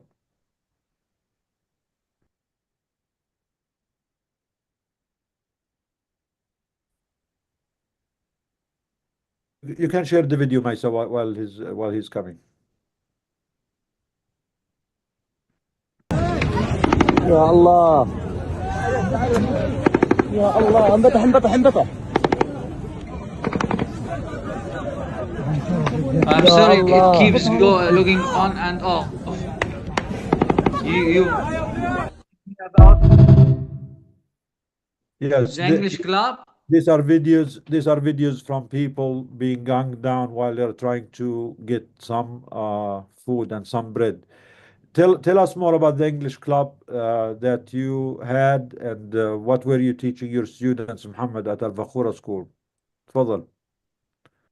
I am an English language teacher, and what I noticed that many of my students get very high marks in the exams, but when they speak, they have very difficult problem with speaking. So I've decided to help them speak. What I made is I posted a post in some of the pro-Palestinian groups asking for some volunteers to help my students speak English. In fact, I was very surprised that I had hundreds of offers to help me and my students with this. So I made a Telegram group and we had very, very successful Zoom meetings between my students and some of the volunteers from all over the world. Why I did this? I did this because we are in Gaza, we are under severe siege. Our students cannot travel abroad and we have no foreigners inside Gaza. I want my students to look at the world and to see other cultures, to get more aware of other people and how other people live. We want to my students to be decision makers, to think more about the world other than Gaza. Our life is centered about Gaza, but I don't want this. I want them to get in touch.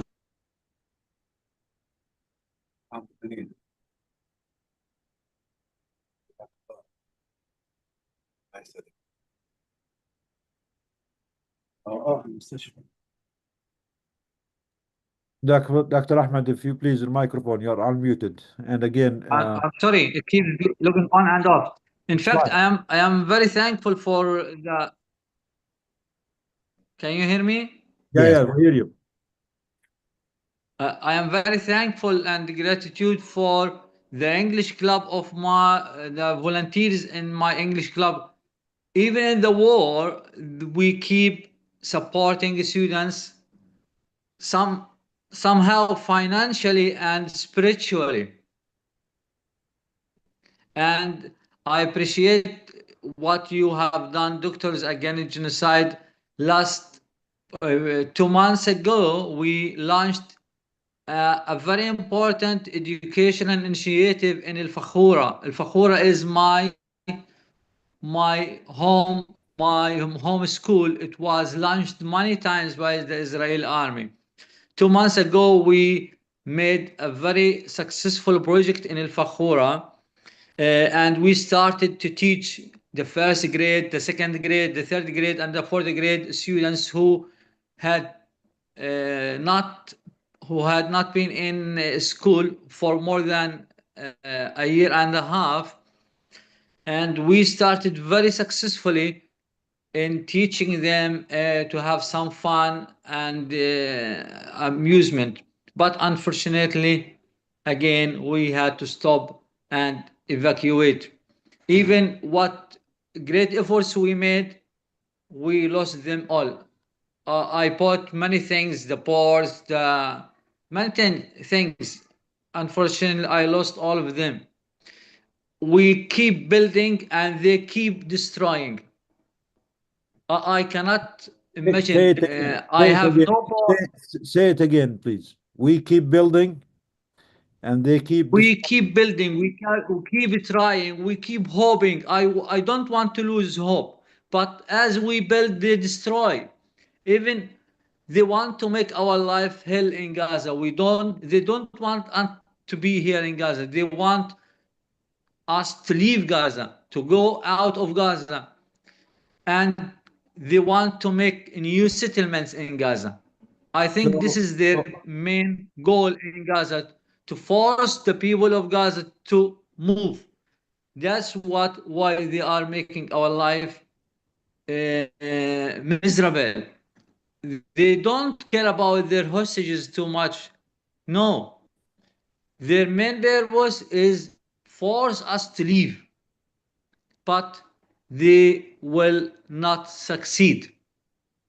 I had many opportunities to get out of Gaza since the beginning of the war, and I know many people around the world, they can help me, but I don't want to go out. My family doesn't want to go out. I was born here, I lived here, and inshallah I will buried here. My tomb, my grave will be here in Gaza, or I come back to my original city, Jaffa.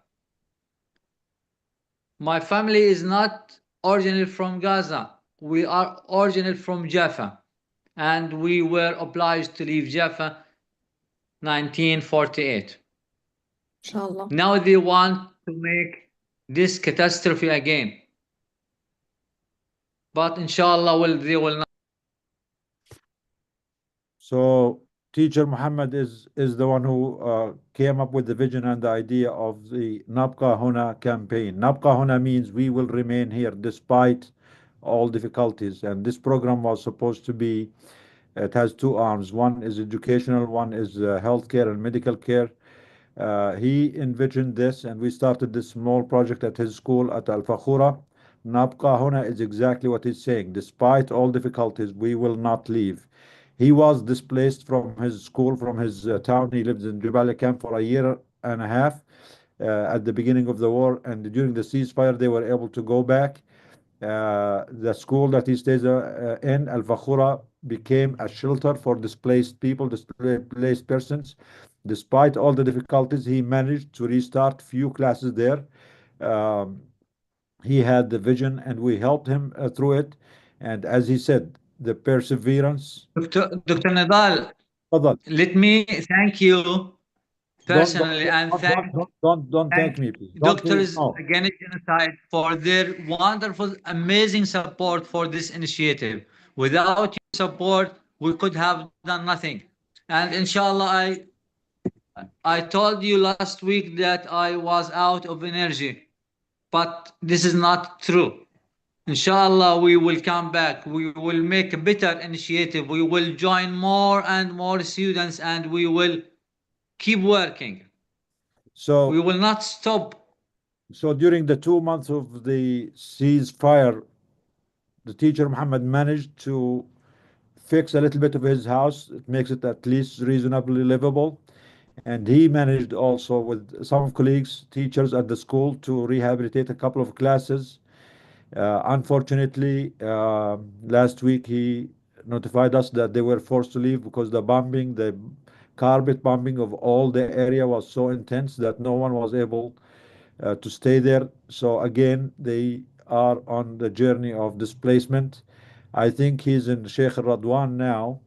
And from what I heard from him yesterday, that even that area is being bombed, so they might be even forced to move under fire and under the gun to another place. Uh, and I cannot imagine all the pain that you, Muhammad, and our people, the children, the doctors, Iyad, Dr. Al-Farra, that you're all going through.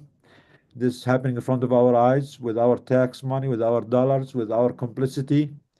It is being committed by the most powerful nation in the world who decided to be a genocidal force rather than be a country that spreads freedom and democracy all over the world. This genocide is being committed by the chosen people who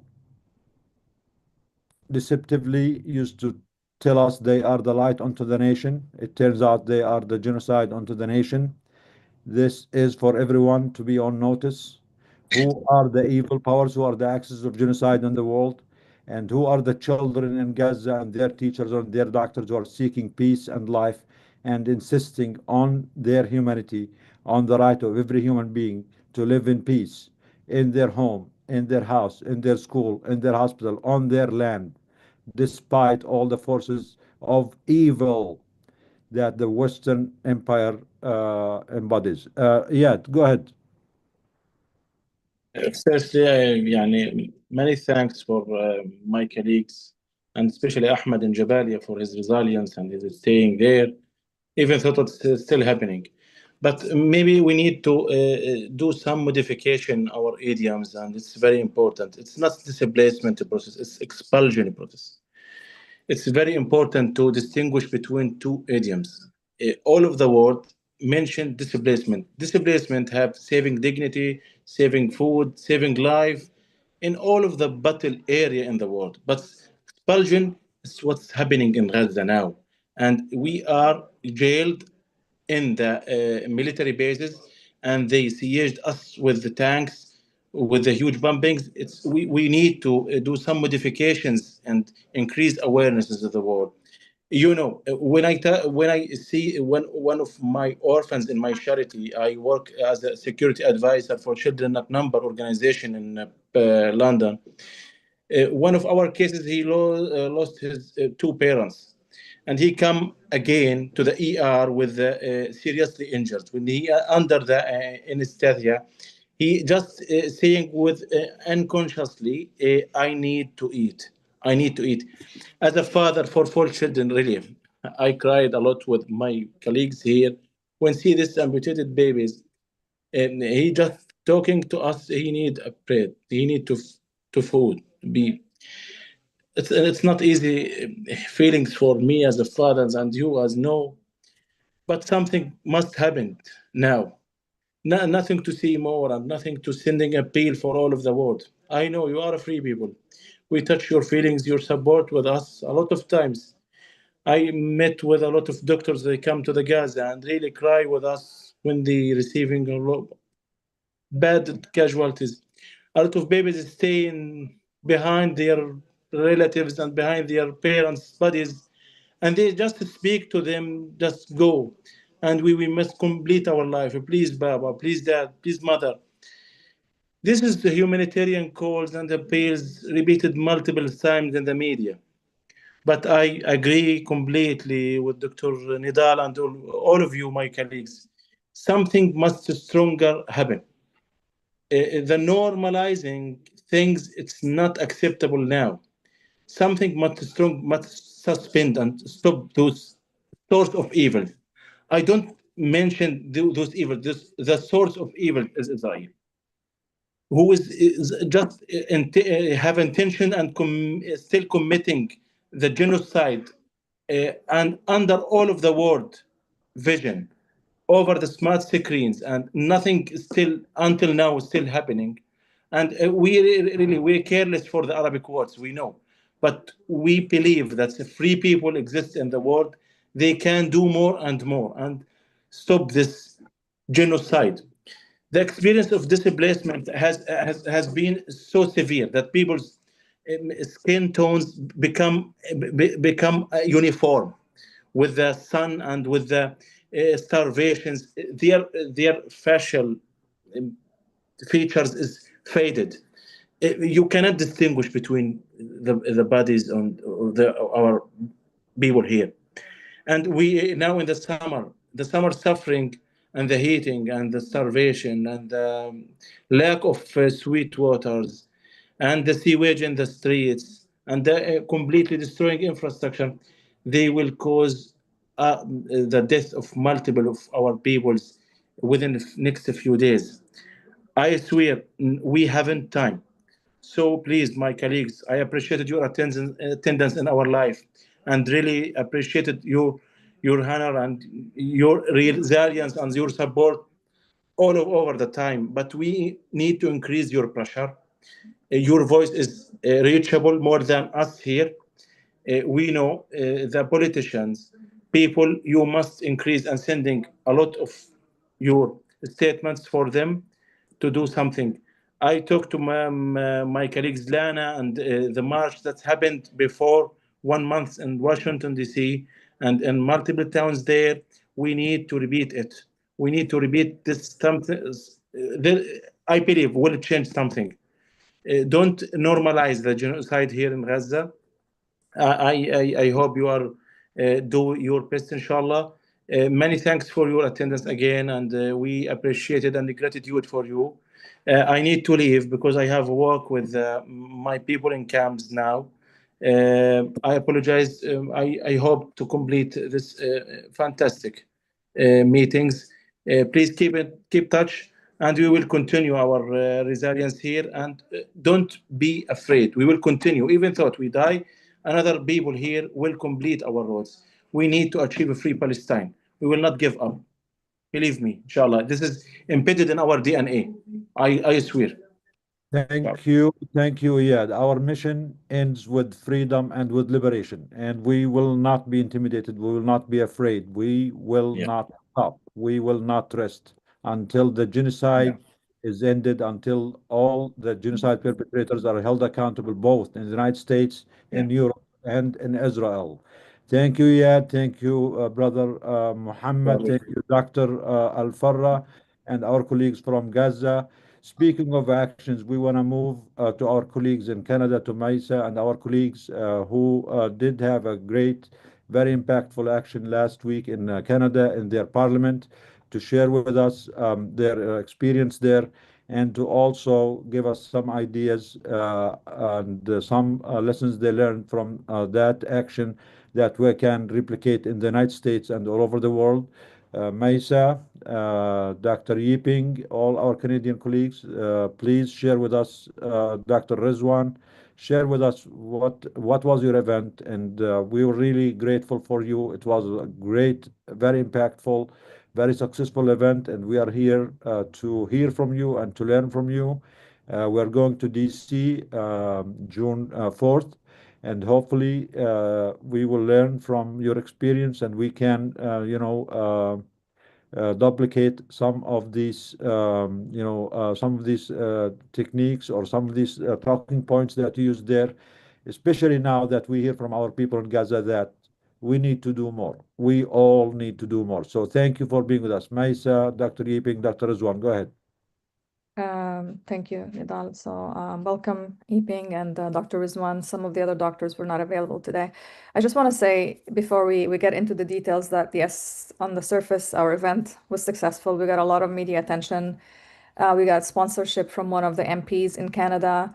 hearing from our colleagues in Gaza, of course, nothing we do right now is sufficient. We all feel frustrated. We all feel that our efforts are insufficient, but we must go on and we must accelerate our efforts and keep going. So I'm just gonna share a quick overview how this event came about, and I'll hand it over to Yiping and Dr. Rizwan to share as well from their experience. So we got actually introduced by one of our DAG members, Marta, to a member of parliament who is a very supportive member of parliament, a retired MP who helped us organize this event initially, and then Martha's here, please. Martha's here, yes. Thank you, Martha. Yes. Thank you, Martha. So Martha introduced us to Charlie Angus, who's a retired MP.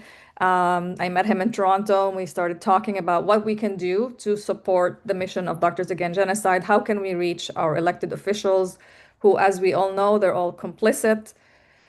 And in so many ways, most of them are useless, quite frankly. And so we started planning this day on the Hill. He was going to sponsor that event. And Heather McPherson, who's a member of parliament with the NDP party, took over because coincidentally, she was also introducing a new motion to recognize the state of Palestine. So the timing of this event couldn't have been more, critical. Obviously, it was the first day of the government of Mark Carney. The king has just came and gave his speech from the throne. And as the government was starting their day one on the government, here we are, Doctors Against Genocide and a group of colleagues from Canada who have all been to Gaza. They came and they addressed that government, that our complicit government that has been nothing but supportive of this genocide. So, the day was structured in a way that started with a keynote from Heather McPherson, who introduced us, welcomed us to the Parliament Hill, as well as endorsed the action, as well as shared information about the new motion that she's introducing. And then we, introduced this through that press conference where our colleagues shared testimonies from Gaza. We had, obviously, the prescription was presented in public in front of media. And we presented this to all the members of parliament and to the government of Mark Carney. So if you want to take a look at the prescription, it's on our website. You can go through Actions, Prescription Canada, and you can read all the details of that prescription, what was presented. So we had a series of speeches from each of the doctors through their own experience and their own vantage point, what they experienced in Gaza. And as I said, the event was successful in the sense that we had a lot of media coverage. There was also an arms expo happening, and I'm sure Yiping will share more about that. And we really timed the event in a very strategic way where we got the media attention and we got a lot of engagement from the audience in general. Now, of course, it's all about follow-up and making sure that this government doesn't get away with their empty statement and nothing but more complicity. So I don't know if Yiping or Rizwan want to go next, but please go ahead and share your perspective. And I want to thank you both and thank all the doctors who, some of them flew the same day and flew back and made effort to be there with us on that day. And obviously we had a series of meetings that day as well. So Yiping, do you want to go next? Or Rizwan? Either is fine. What do you think, Rizwan? You can go ahead. Okay. You're like, Okay, so I will let you go ahead. Yeah, I think I'm reflecting a lot actually about Mohammed's words earlier about how complicit we are.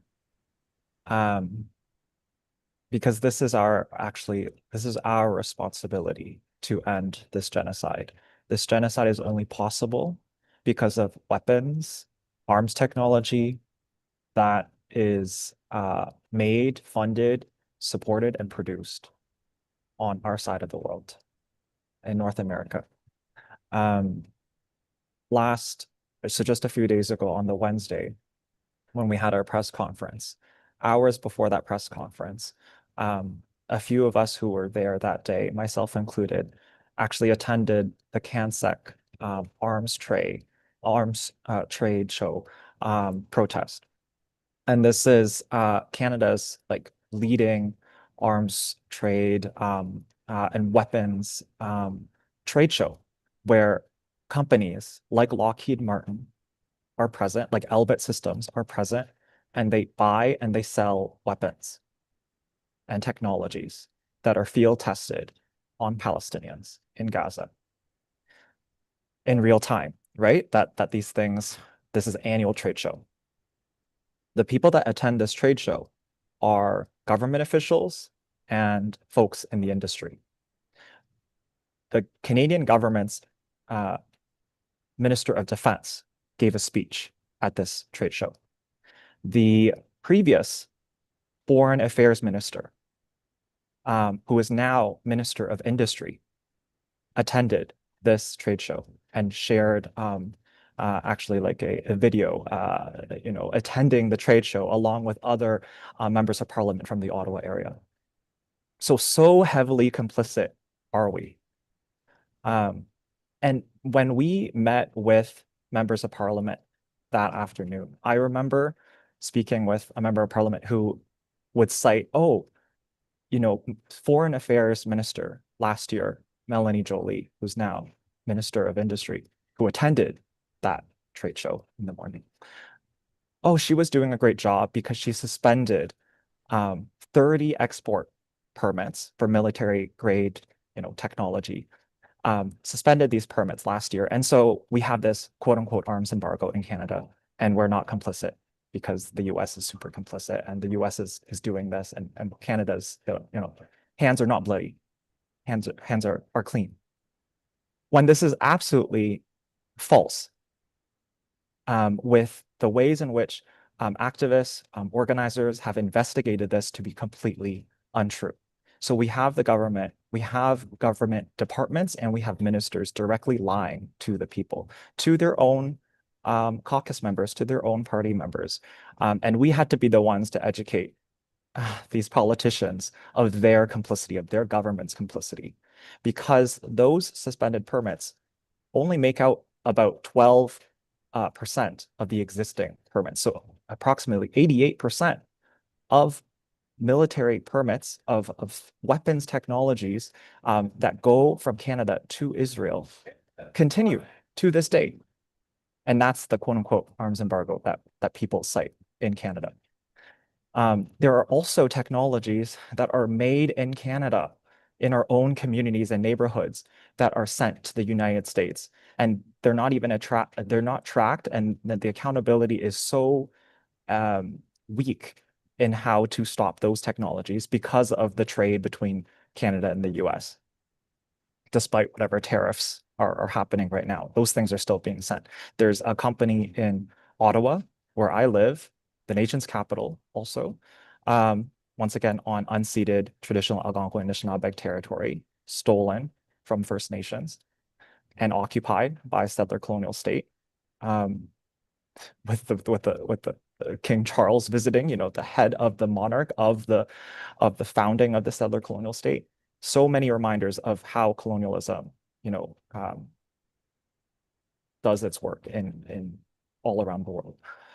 But there's a company called Gas Stops in our own backyards in Ottawa who's also trying to build a second factory because war and genocide is so profitable. Gas Stops is the only manufacturing company that produces the engine sensors that fit into the F-35 fighter jets made by Lockheed Martin in the United States that are sent over to Israel on this contract where they bought multiple F-35s. And these F-35s are the same F-35 fighter jets that are flying over Gaza, dropping 2,000-pound bombs on Palestinians, and the same patients that are going into the emergency rooms, into the operating rooms of the doctors of us that we have worked there and have presented this information. And for us to kind of continuously challenge this complicity, bring this research to our government officials, it is the least that we can do, because this is our problem, our complicity to solve, our taxpayer dollars that are going to genocide Palestinians in Gaza. Maybe I'll leave it there for Dr. Rizwan to jump in. Thank you, Yuping, for that there, and thank you for the work you're doing. I'm so happy I was able to join just to hear from our doctors back in Gaza. So, just want to talk about at a personal level. Guys, listen, the voices in Palestine need to be the voices that are heard. And until their voices can't reach here, we will speak for them. And Yuping is absolutely correct. Where all these countries are part of the UN Genocide Convention, and this is the genocide. So any country that is not helping and preventing this genocide is complicit. Yes, Canada, the States, the UK are the highly countries that are providing actually weapons to Israel to do this, but the other countries are also involved, including neighboring countries. So I just want to mention that point. Secondly, we all have to do our part. So we are doing our part, led by Dr. Yuping Ji. Anytime he has anything, he makes sure he invites all of us. So I'm thankful for that. But we have to do our part not only in the MP, which is the most important part, because if you don't put pressure on these governments, trust me, they will not move. I was there in November, I'm here now, and little work they have done. So the pressure is very important, and we're going to continue to do pressure until, and even if we have to sue them, we will do that as well. In regards to other ways we do things outside is everyone should be doing this. Like, you should be boycotting as best as you can. You should be speaking out loud, because the more people you speak to, the more people understand. There's a lot of people that still don't know what's going on. So you know what? I'm a physician. I personally believe that any physician that hasn't spoken up, I feel like their degree is a waste of a paper. They have lack of empathy. So I would go, if I was the head of the board of medicine, I would actually revoke licenses for physicians that wouldn't speak up. But that's a separate thing. I'm not getting into that. But I want to thank. I'm actually so glad I joined this. I'm always in touch with our medical students back in Gaza and stuff, and we're trying our best to like aid as best as we can. But again, there's so much aid that's stuck at the border, but just allowing that aid to go through, like Dr. Jabal mentioned, that it's going to help us. It's going to help at least 2 months, right, of getting food to the people starving. And this is only food, but infants don't need food. They need like formula. They can't eat, so they need formula. So that's also important. But I'll leave it at that. As Jabur mentioned, we need that aid to just flow through, and most and foremost, we need to end this genocide. And you know what? I know everyone's in pain, and I share all your pain. But thank you so much for even having us here. Thank you. So the action in Canada. So just for folks who are on the call from Canada, we do have a membership here, not membership, we have presence in Canada. We have a couple of groups that are active, the Doctors Against Genocide Canada. So if anybody's interested in joining future action, please do email us at info@doctorsagainstgenocide.org. And as I said, that event in Ottawa was just the beginning. It's not the end. It's yes, it was successful, and yes, we got the attention, and we felt great in the moment. But as Yuping said, some of our MPs and elected officials, not only are they ignorant, but they are deliberately misled with like false information and the lack of tools and resources they need to advocate for not having Canada be complicit, because it's obviously puts Canada at a very precarious position. So again, join us at doctorsagainstgenocide.org. Join the action. We have launched a letter that got signed. I think we sent over 165,000 letters to different elected officials, the Carney office. I really want to try to get into the Carney office to have a meeting, and that's our next step. Tomorrow we're going to try to have more meetings. I know Yuping and a couple of doctors have several meetings, or we're going to try to book several meetings. But as I mentioned, like, we all feel inadequate. Honestly, like, it feels like nothing is stopping this genocide, but we cannot also stop doing the action and doing the work and accelerating and aggravating and just doing more. and you can all download the copy of the prescription on the website. So you don't have to come to Ottawa to have these meetings. You can actually call your MP in your city, in your province, and present them with the prescription. Ask them, what are you doing to end the complicity in genocide? All of us, we need to speak in the same language, the same, strength and the same conviction. Otherwise, it's just going to be, one event and nothing else comes out of it. So I really urge everybody listening in Canada today to do the same. We also get in questions from people outside of Canada, the UK, and other countries. Email us. We'll help you coordinate. We'll organize days on the hill, whatever it is you are, and we will provide you with the information, tools, and resources that you can use for advocacy. But please don't stop. Use your voice and use your influence, and don't let them get away with it. Somebody has to pay for this, and we are all going to hold them accountable, and inshallah, until a free Palestine. Thank you, Maisa. So the Friends of Canada, you still have 10 more minutes, so you have to keep speaking for 10 more minutes. That's Yiping and Rezwan. Again, any questions for Doctors Against Genocide, any suggestions, please email us at info@doctorsagainstgenocide.org. Go to our website, the prescription, Doctors Against Genocide prescription to end the genocide. You can download it from the website. You can use it with your hospital CEOs, with your administrators, with your medical organization, with your MPs, with your elected officials. Anyone, feel free to use it everywhere they can see fit. If you can coordinate with us, that would be great. If not, if you're in a small town, you want to do it on your own, anyone can download it and can send it to any group of people who they think might be helpful. Now we'll go back to Yiping and Dr. Rezwan. You still have 10 more minutes. Please keep going. Go ahead. Thank you. I was reflecting on how we got here as well, in terms of the coverage that we got on Thursday, with the amount of media that were present, and also the way in which the media did report it afterwards. Fairly decent reporting in terms of reporting of the facts. It hasn't always been like this. I think about how a group of us healthcare workers who primarily work in Canada and worked in Gaza during this genocide, 19 of us wrote a collective letter to the federal government in Canada, to Prime Minister Justin Trudeau when he was in office, to Melanie Joly, the Minister of Foreign Affairs, when she was in office, to the Deputy Prime Minister at the time, Chrystia Freeland, when she was in office, in August last year. And it was a letter that we followed up on and got absolutely no reply to. That's why we held a press conference in November, where we did a very similar press conference to what we did this past week on Wednesday. No press showed up, no questions.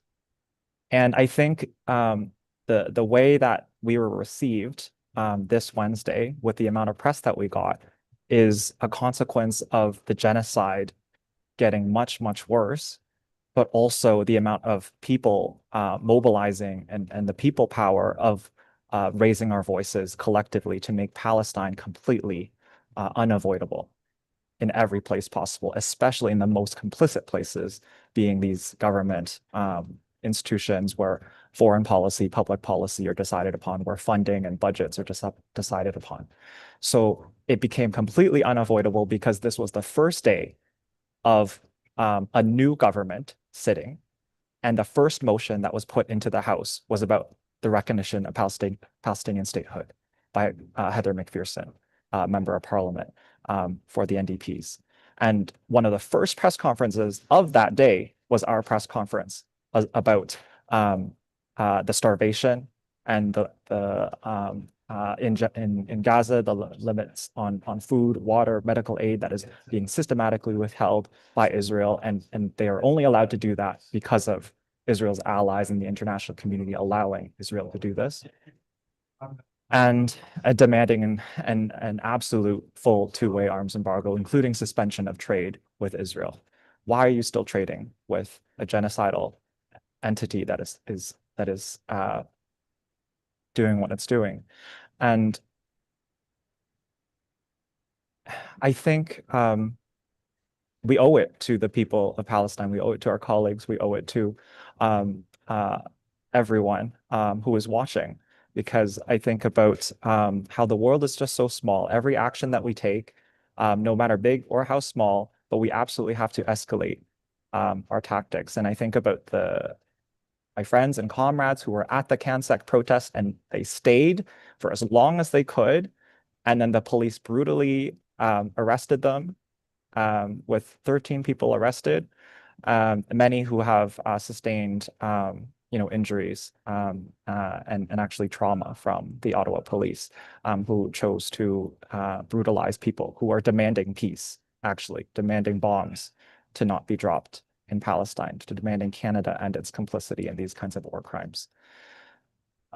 So I think the last thing I just want to say is a diversity of tactics. Know the ways in which there's a time and place to escalate in all these different ways, right? If CanSec decided to go forward this year and still allow certain companies that are committing war crimes in Palestine to sell and buy weapons, then protesters did the last thing that they could do, is stand outside this conference, this trade show, to block the roads, to not let people in. And they were successful in doing that for a few hours.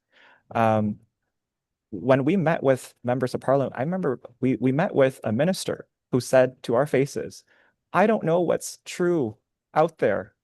I just want to hear it from people such as yourselves." So I think there's a lot of work to be done there as well. There are people who are sympathetic, and we need to be able to have the patience sometimes to educate them. And that's not for everyone. I recognize that. But there's enough work to go around for all of us to share, to put in that work for Palestine, for a liberated Palestine.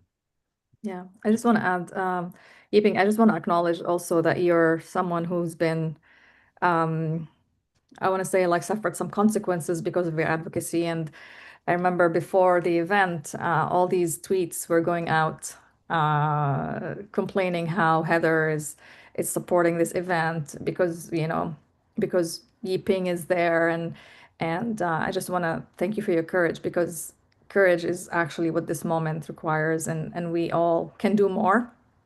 There's always risk inherent in advocacy. There's always risk inherent in standing up for what's right and what's just. And I want to thank you for your unwavering commitment to this, because it's very, very important to be steadfast and continue to speak truth to power. The one thing that was actually, I want to say the word refreshing, but maybe that's not the right word, is that when we were hand delivering these prescriptions, some of these ministers and some of these MPs were actually reading them very carefully, because it had exactly the right language they need to be able to verbalize some of these concerns. So I don't think we can assume that just because somebody's an elected official that they have the understanding and the context and the language that they can do the right thing. Sometimes you just have to spoon feed them and give them language they can use that's accessible and easy so they can have conversations. But the lesson for me is that this is all great, but we have to hold them accountable. Now they have the prescription. Now we follow up. Did you actually follow it? Like, what did you do with it? Did you execute it? Did you share it? I remember I asked Selma, one of the MPs, to take this prescription and take it to our prime minister. So I want to follow up with her and see, did you actually do that? Can we, follow up with that? So it's very important to treat our politicians as, like Yiping said, they also need to be educated and they don't have the information, and they're just fed propaganda from the other part. So we want to step in and fill that void and stay there, like a regular presence in their face until this changes, until they know that they can't get away with it. So Dr. Minhas, please, if you have any concluding remarks.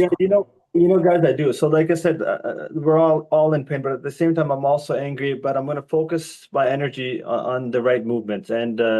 And what is just know what you're asking for. Like in Canada, this is an easy thing. We're not asking for anything difficult. Canada signed the UN Genocide Convention back in 1948, ratified it in 1952. So know the legal background of this. And I'm a physician, but I read into it, and I been reading into it for the last 2 years, but say it with your chest. Mean it that this is a genocide. Inform people around you, because you never know how many contacts other people has. You just have to change one mind, and they can change multiple minds. We owe this to not only the children of Palestine, but to everybody in Palestine who sacrificed for us. I can't get these pictures out of my head, but Zainab, the little girl whose intestines were out just a few days ago, was in the ICU. Luckily, she's doing a bit better. But even Warda, who was like walking in fire, we owe it to them. So what I would say is, yes, we're sad, angry, but also channel it and do something about it. Understand the law behind it. Canada is legally bound to prevent and punish genocide, right? So we're just asking for that. So why aren't the politicians doing it? Because they're doing illegal things. They're selling aid. That's illegal. They're selling, weapons, which is illegal. So we're just asking them to do the right thing based on international law. So we owe it to all the Palestinians that have sacrificed themselves for this cause. But with this, we won't stop until this ends, and we're going to hold people accountable. The first and foremost goal is the ceasefire. After that, I'm still not done. We're going to come back for everyone who was complicit during this genocide. Thank you, Dr. Manhassan. Just to let everyone know, both Dr. Manhassan and Dr. Yibing have been to Gaza. They served in Gaza. They are both eyewitnesses to the crimes committed in Gaza. We really appreciate their voice, their sacrifice, their bravery, and their contribution. We're really grateful for you guys. And as Dr. Manhas said, any country and most world governments have signed the Genocide Convention. And under the convention, there is a duty and a legal obligation to stop, to prevent a genocide. Most of the leaders of the world, including Trump, including Carney, they all know it's a genocide. So do not believe them when they dismiss this. They are not admitting this, because the minute they admit this is a genocide, they are incriminating themselves, their governments, their institutions, their armies. So they are not saying based on legal ground that this is not a genocide, but they will never admit it, because that is already incriminating for them. And that also puts on them the responsibility to intervene immediately to stop and to prevent the genocide. So we have the truth. It is genocide. The majority of genocide scholars, Holocaust scholars in the world said it's been a genocide. Major international humanitarian institutions said it is a genocide. Amnesty International, Human Rights Watch, Doctors Without Borders. Doctors Against Genocide was the first organization in the world to say it's a genocide, even before October 7, because it has been a genocide for 78 years. And we also want to push this medical definition of genocide. We as doctors, as healthcare workers, as healers, we care about protecting life before the damage, before the slaughter happens. That's why our medical definition calls out a genocide early on. It has been a genocide from day one, if we really care about protecting lives, rather than wait on the lengthy legal processes and the bureaucratic institutions at the UN and the world governments after 10 years of evidence collection to tell us it is a genocide, long after the victims have lost their lives, long after the damage has been done. As a medical community, we should refuse the legal definition of genocide.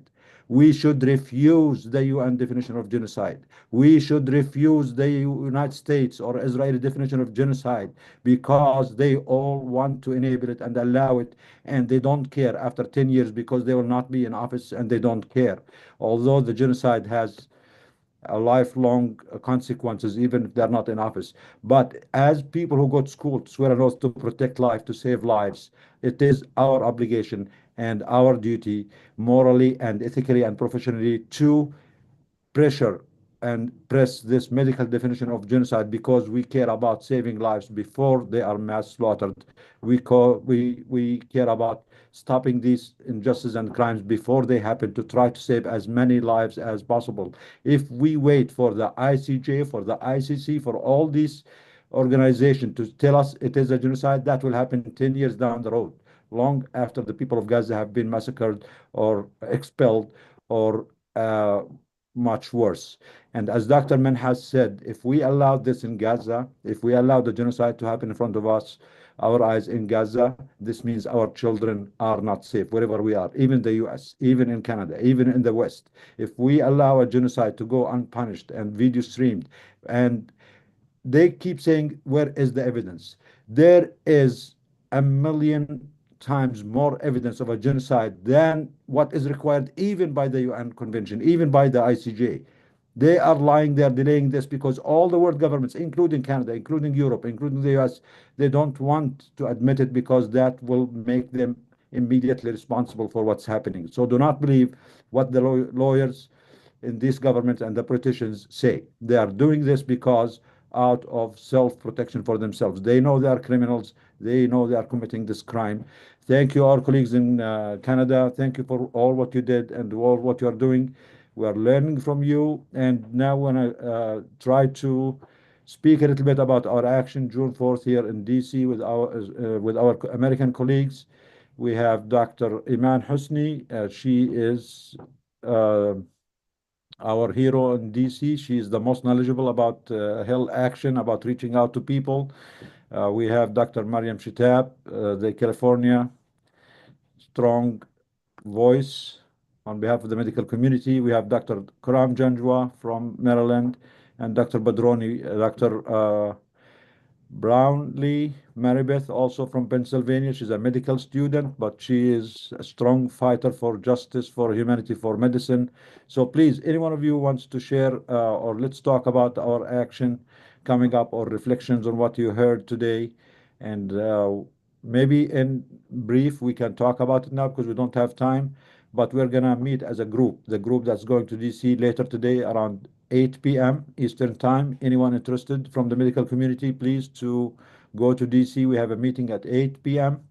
To brainstorm more details about our action. And we might actually have another meeting tomorrow, also at 8 p.m., to make sure we're all on the same page and we try to prepare for this action as much as we can, especially reflecting and learning from our colleagues in Canada. Who wants to go first? Iman? Assalamu alaikum. Thank you for all the panelists who spoke their truth.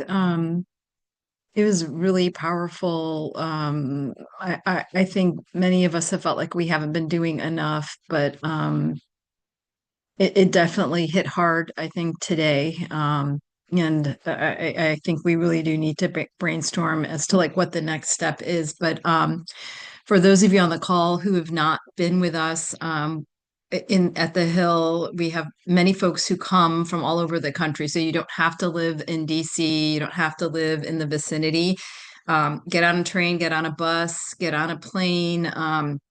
The people in Gaza cannot wait. And it really does make a difference when they see a group of people with their white coats. We get stopped and people ask us like why we're there. I think it was a really good point that Mesa made that many of these government officials, even though they're voting on weapons and they're voting on whether aid gets to Gaza, they really don't know what's going on over there. You know, there's maybe a handful that kind of do.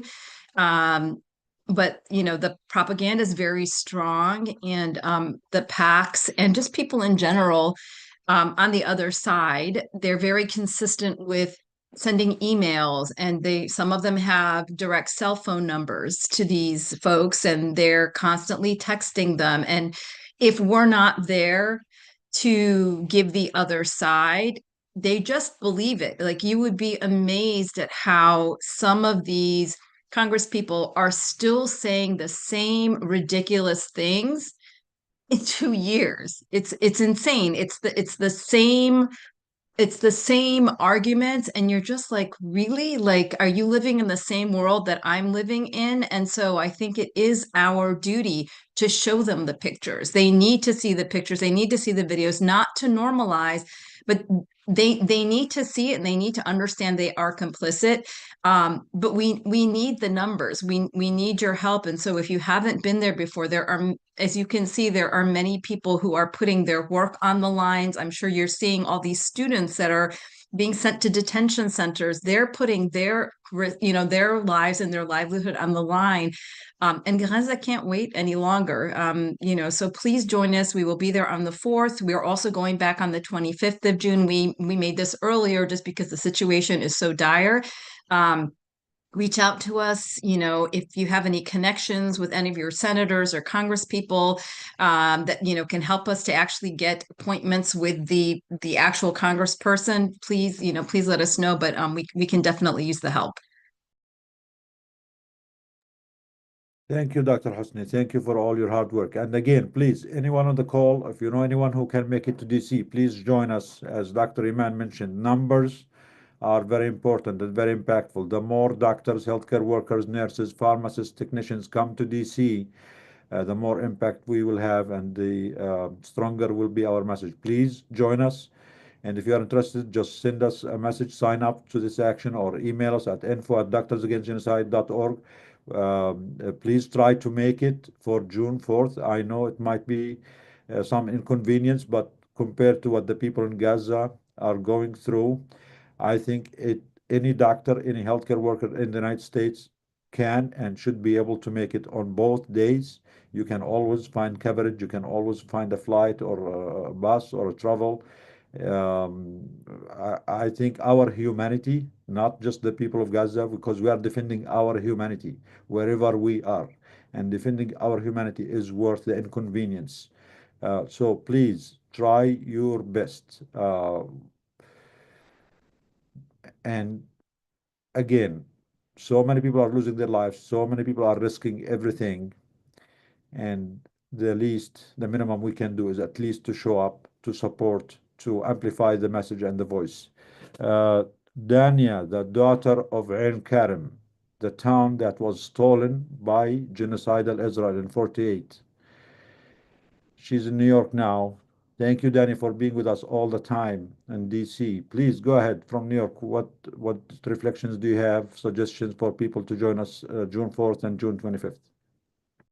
Just some reflections I have from our last Hill visit is that I feel like on an individual level, people are very uncomfortable with the famine and the forced starvation campaign. I found that the officials and their aides that we met with were more receptive to hearing us. I think because the propaganda on the other side is so strong, we have to be consistent in countering it. We have to simplify the language, which I think DAG does an excellent job doing with the leave outs, with the leave behinds that we put together. We just have to be really consistent. The other side is, I think, they seem to be better at this propaganda game, I guess. And it's a lot of work to counter it, but we really just have to do everything we can. And like Dr. Nidal said, it's to preserve our own humanity. We can't let this, we're wasting too much time. And I think if anybody can make the trip out for that day, it's good to be around like-minded individuals. And I think numbers are important. And if anybody can come out, I think it would be, the Palestinians need us. As you can see, they're dependent on us and they need us there. So if you can come out, please do. And we promise anyone who can make it, you will never regret it. You will feel the most amazing people you have ever met in your life. And you will be safe and you'll be taken care of, and you will feel the community that you maybe have never felt before. So please come and we will make everything easy. We will make you feel home. We will make you feel part of the family. Please just do the effort and the inconvenience of trying to make this trip, and it's not really hard. I know most doctors, healthcare workers in the United States and all over the world can take a day off if they really need it. If they have a vacation or they have an invitation for a wedding or for food, believe me, they will jump on it like this. I think this is a much worth cause, and it's worth every effort, every inconvenience. And we promise you one thing, you will not regret it, and it will make you feel the best you have ever felt, being on the right side of history, trying to protect our humanity, defend our humanity, and defend the starving children in Gaza. Dr. Shitab from California. Yeah, a couple of reflections. Some people watching might have felt really uncomfortable with, the anger and truth that Muhammad shared, and I invite them to sit with that discomfort because this is our tax dollars. They're made, like Yuping said, they're made here. These are our politicians approving, funding for this genocide. So sit with that discomfort because your first instinct might be to say, it's not my fault, I'm not doing it. Well, whose fault is it? If it's our money, if it's our elected officials. So like the best thing you can do is really sit with and reflect with that. The other thing I would say is, I see questions about, there's demonstrations and things like that. The thing is in many ways, demonstrations are important. They're an important show of force. Our friends in Palestine look and see those things, and I hope it gives them a boost when they see, thousands of people out there protesting for them. But for those of us in the West, sometimes those demonstrations are a pressure valve. What does it cost you to show up, go outside and join a group of people, right? It's one day and it makes you feel good and you go home and you think, I did something. But really, it's the behind the scenes sustained effort that really makes a difference here. When you call your representative's office on a weekly basis, when you send them emails, it's not sexy, it's not flashy, but that is the most important thing. Not showing up to a demonstration or a march that happens every couple of weeks. It's this really mundane, it's sad to say, it's mundane stuff behind the scenes that we need a lot of help with. Obviously not everyone can show up to DC, but again, if you're a constituent in a I don't, what they call a flyover state, reach out to us. If you have contacts there, people who are interested, who would be the face of a DAG meeting, we would love to facilitate that. We need you guys. We don't expect you to do it all on your own. We have some of the tools there, but reach out to us. You see where our states are, but these are only like 3 or 4 states out of the 50, the middle of America. Reach out to us, Idaho, Indiana, wherever you are, get a group of people together, email us, and we'll try and help meet with your representatives. Again, it's the mundane, seemingly boring stuff that has the most impact. That's it. Thank you. Thank you, I Dr. want to remind everyone that I dropped the link in the chat. If anybody can join us, they can sign up there, and then we'll get you added to a WhatsApp group for logistics and details. But as everybody said, join us, take that step and join us. And if you can't join us, then do what you can in your state, in your district.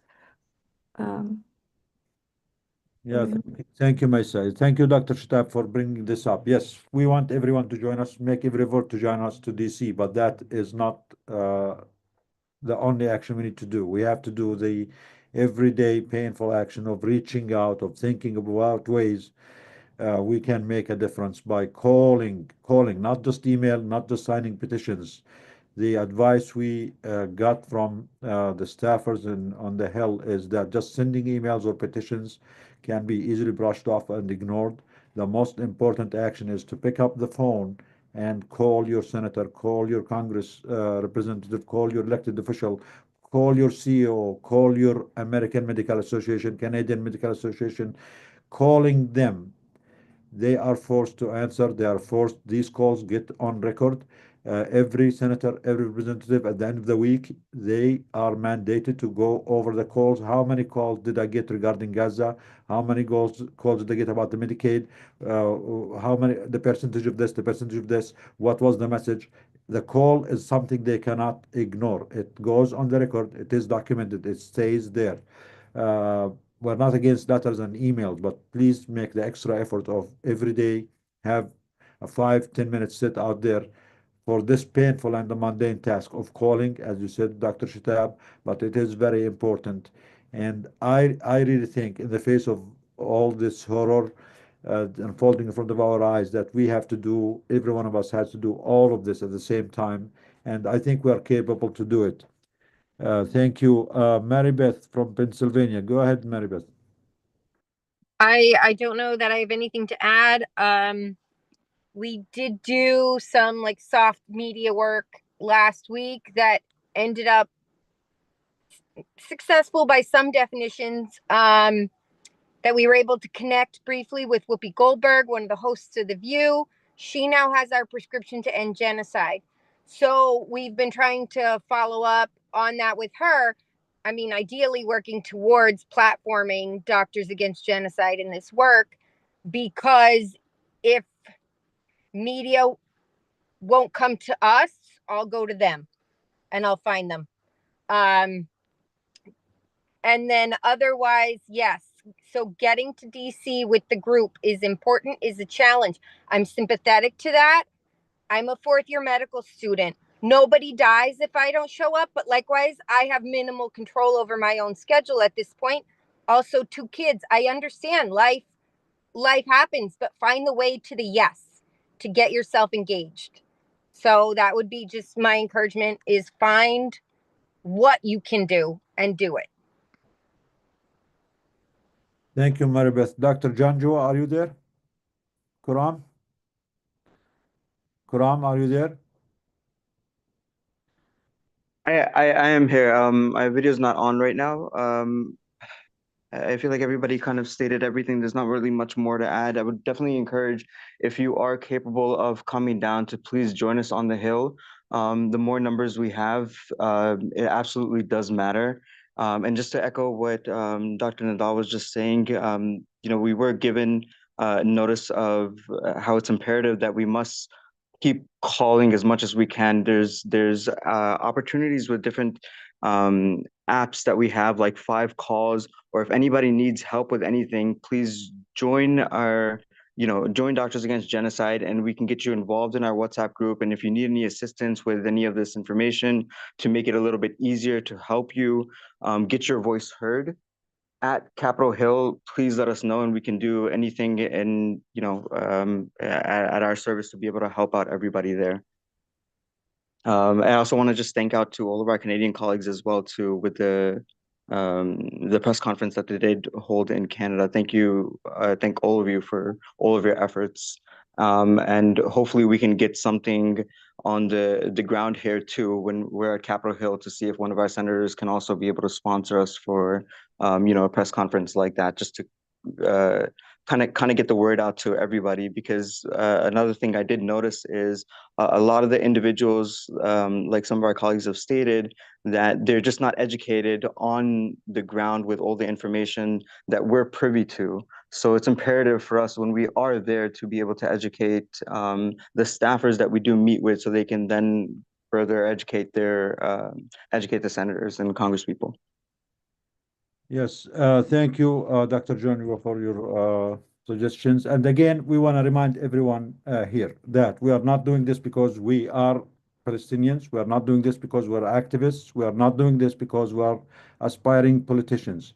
We are doing every single thing we do because we are doctors, we are healthcare workers. This is medicine. This is our job. You need to learn this language. It is part of your oath, part of your profession, to advocate for life, to save life. The most impactful, the most consequential medical intervention there is to save lives now is an immediate ceasefire. It's not just going on a mission. It's not doing a surgery. It's not doing anything else. A ceasefire can save more lives than what we can save over decades in our offices and our operating rooms. This is part of medicine. Anyone who is not advocating in every way possible and by any means to stop a genocide is failing their medical oath. Their license should be taken away from them. You went to school for this. You swore an oath to preserve, to save lives. This is your job. When we go to DC, we are not there to have, photo ops or to play politicians or to give the politicians hard time. We go to DC because this is the profession we chose. This is the oath we swore, and we will live by our oath by any means possible. We will not stop. Otherwise, we should not practice medicine anymore. We know that starving and mass starvation of a whole people will kill more people than we can ever save. So if we really believe the true mission of medicine, we should all be doing everything we can as a medical community to stop this. And the medical community in the United States, in Canada, all over the world is it's a very powerful community. Mobilizing the medical community for one day can stop all wars in the world, can stop all genocides. One day of medical strike in the whole world can put the whole world stand still and can stop all these conflicts. We should refuse the colonized concept of medicine that they impose on us, that we are just technicians doing what we are ordered and we are kept in these closed rooms, ORs, and that is our job. No, our job is to protect and to save life. And we're going to do this by any way we see fit and by as we believe, the benefit and the risk ratio and prevention. We believe in prevention medicine. Prevention is key in medicine. We can save lives, more lives by prevention, by a ceasefire, by stopping a genocide, preventing a genocide, war crimes, apartheid, occupations, injustice. We can save more lives than anything else. That's why we have the vaccines in medicine. That's why we do the screening in medicine, because this is the way to save more lives. And this applies here for these political injustices and colonial systems that are exploiting the vulnerable communities, the poor, the sick, the children. So it is our job. You have to be strong. You have to be bold. You have to own it. If you cannot own it, please stop calling yourself a doctor. Plus, stop calling yourself a pharmacist or a nurse or a paramedic. You don't deserve that honor if you are not speaking up to stop these crimes in Gaza, in Sudan, in Congo, in the United States, in the black communities, in the native people, in the transgender people, all these, the migrants who have been stripped out of, of their humanity. They've been dehumanized. There is a system of dehumanization against all these groups, which is setting them up for a genocide. This is happening here in the United States, in Canada, in the Western world. It's not just in Gaza. And please, if you cannot live up to this, stop calling yourself a doctor or a healthcare worker and quit your job and go become a salesman like our politicians and go for profit, not for medicine. You don't deserve that honor. You are not a doctor like Yiping or like Rizwan, who sacrifice everything to do what they can. You cannot be on the same level with them. The American Medical Association is a criminal association. It is part of the genocide. We are not honored to be part of the American Medical Association. They should be held accountable by their genocidal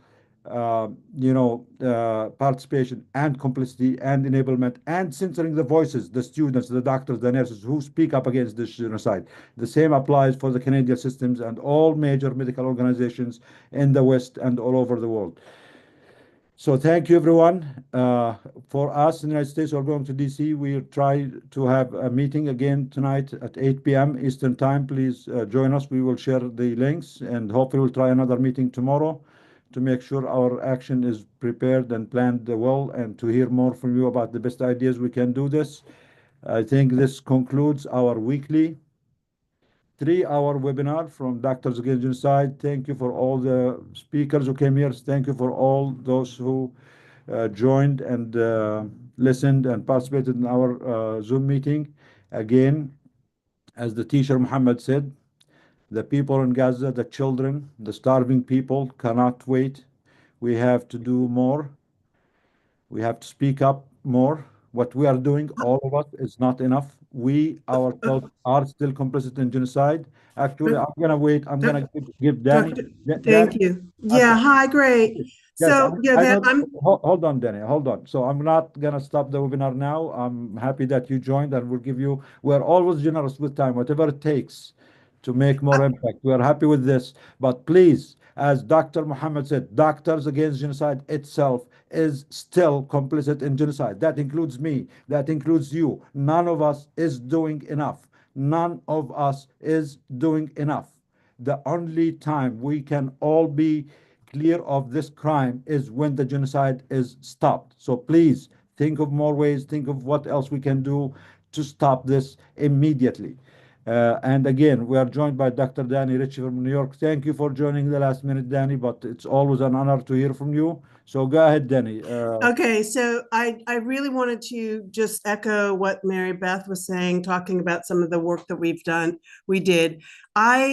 When we went to New York and we were on a couple of shows, taking it to the media, but since the media is not talking about this, we have to take it to the streets. And it was three of us, and we had a banner and we handed out the prescription to end genocide.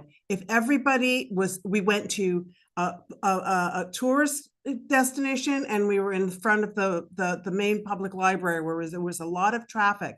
I think that we can get the word out. People were happy to see us and talk with us. We provide a service for people to know that there are people out there fighting for Palestine. And it doesn't have to be a big rally. We're not trying to organize a big rally. We are just there giving people information. We could, like, just being able to say, would you like a prescription to end genocide? And showing that we're doctors, we wear our jackets. This is another way that we can possibly be active in our own cities and our own states and get the word out. And it can be once a week, it can be twice a week, but all you have to do is just need three people. You hold a banner and you have somebody handing out and engaging people in conversation. Thank you, Danny. Thank you very much. Yes, it was very important. And again, everyone has an obligation and everyone can do it. There are so many ways that each and every one of us can do more in the street, in your office, in your hometown, in your hospital. We have, again, the prescription to end the genocide on the website. Please download that and share it with people wherever you can. Small protests, small groups, banners, signs on your car, in the street, wherever you can. Again, remember, we are all complicit in genocide as long as the genocide is going on.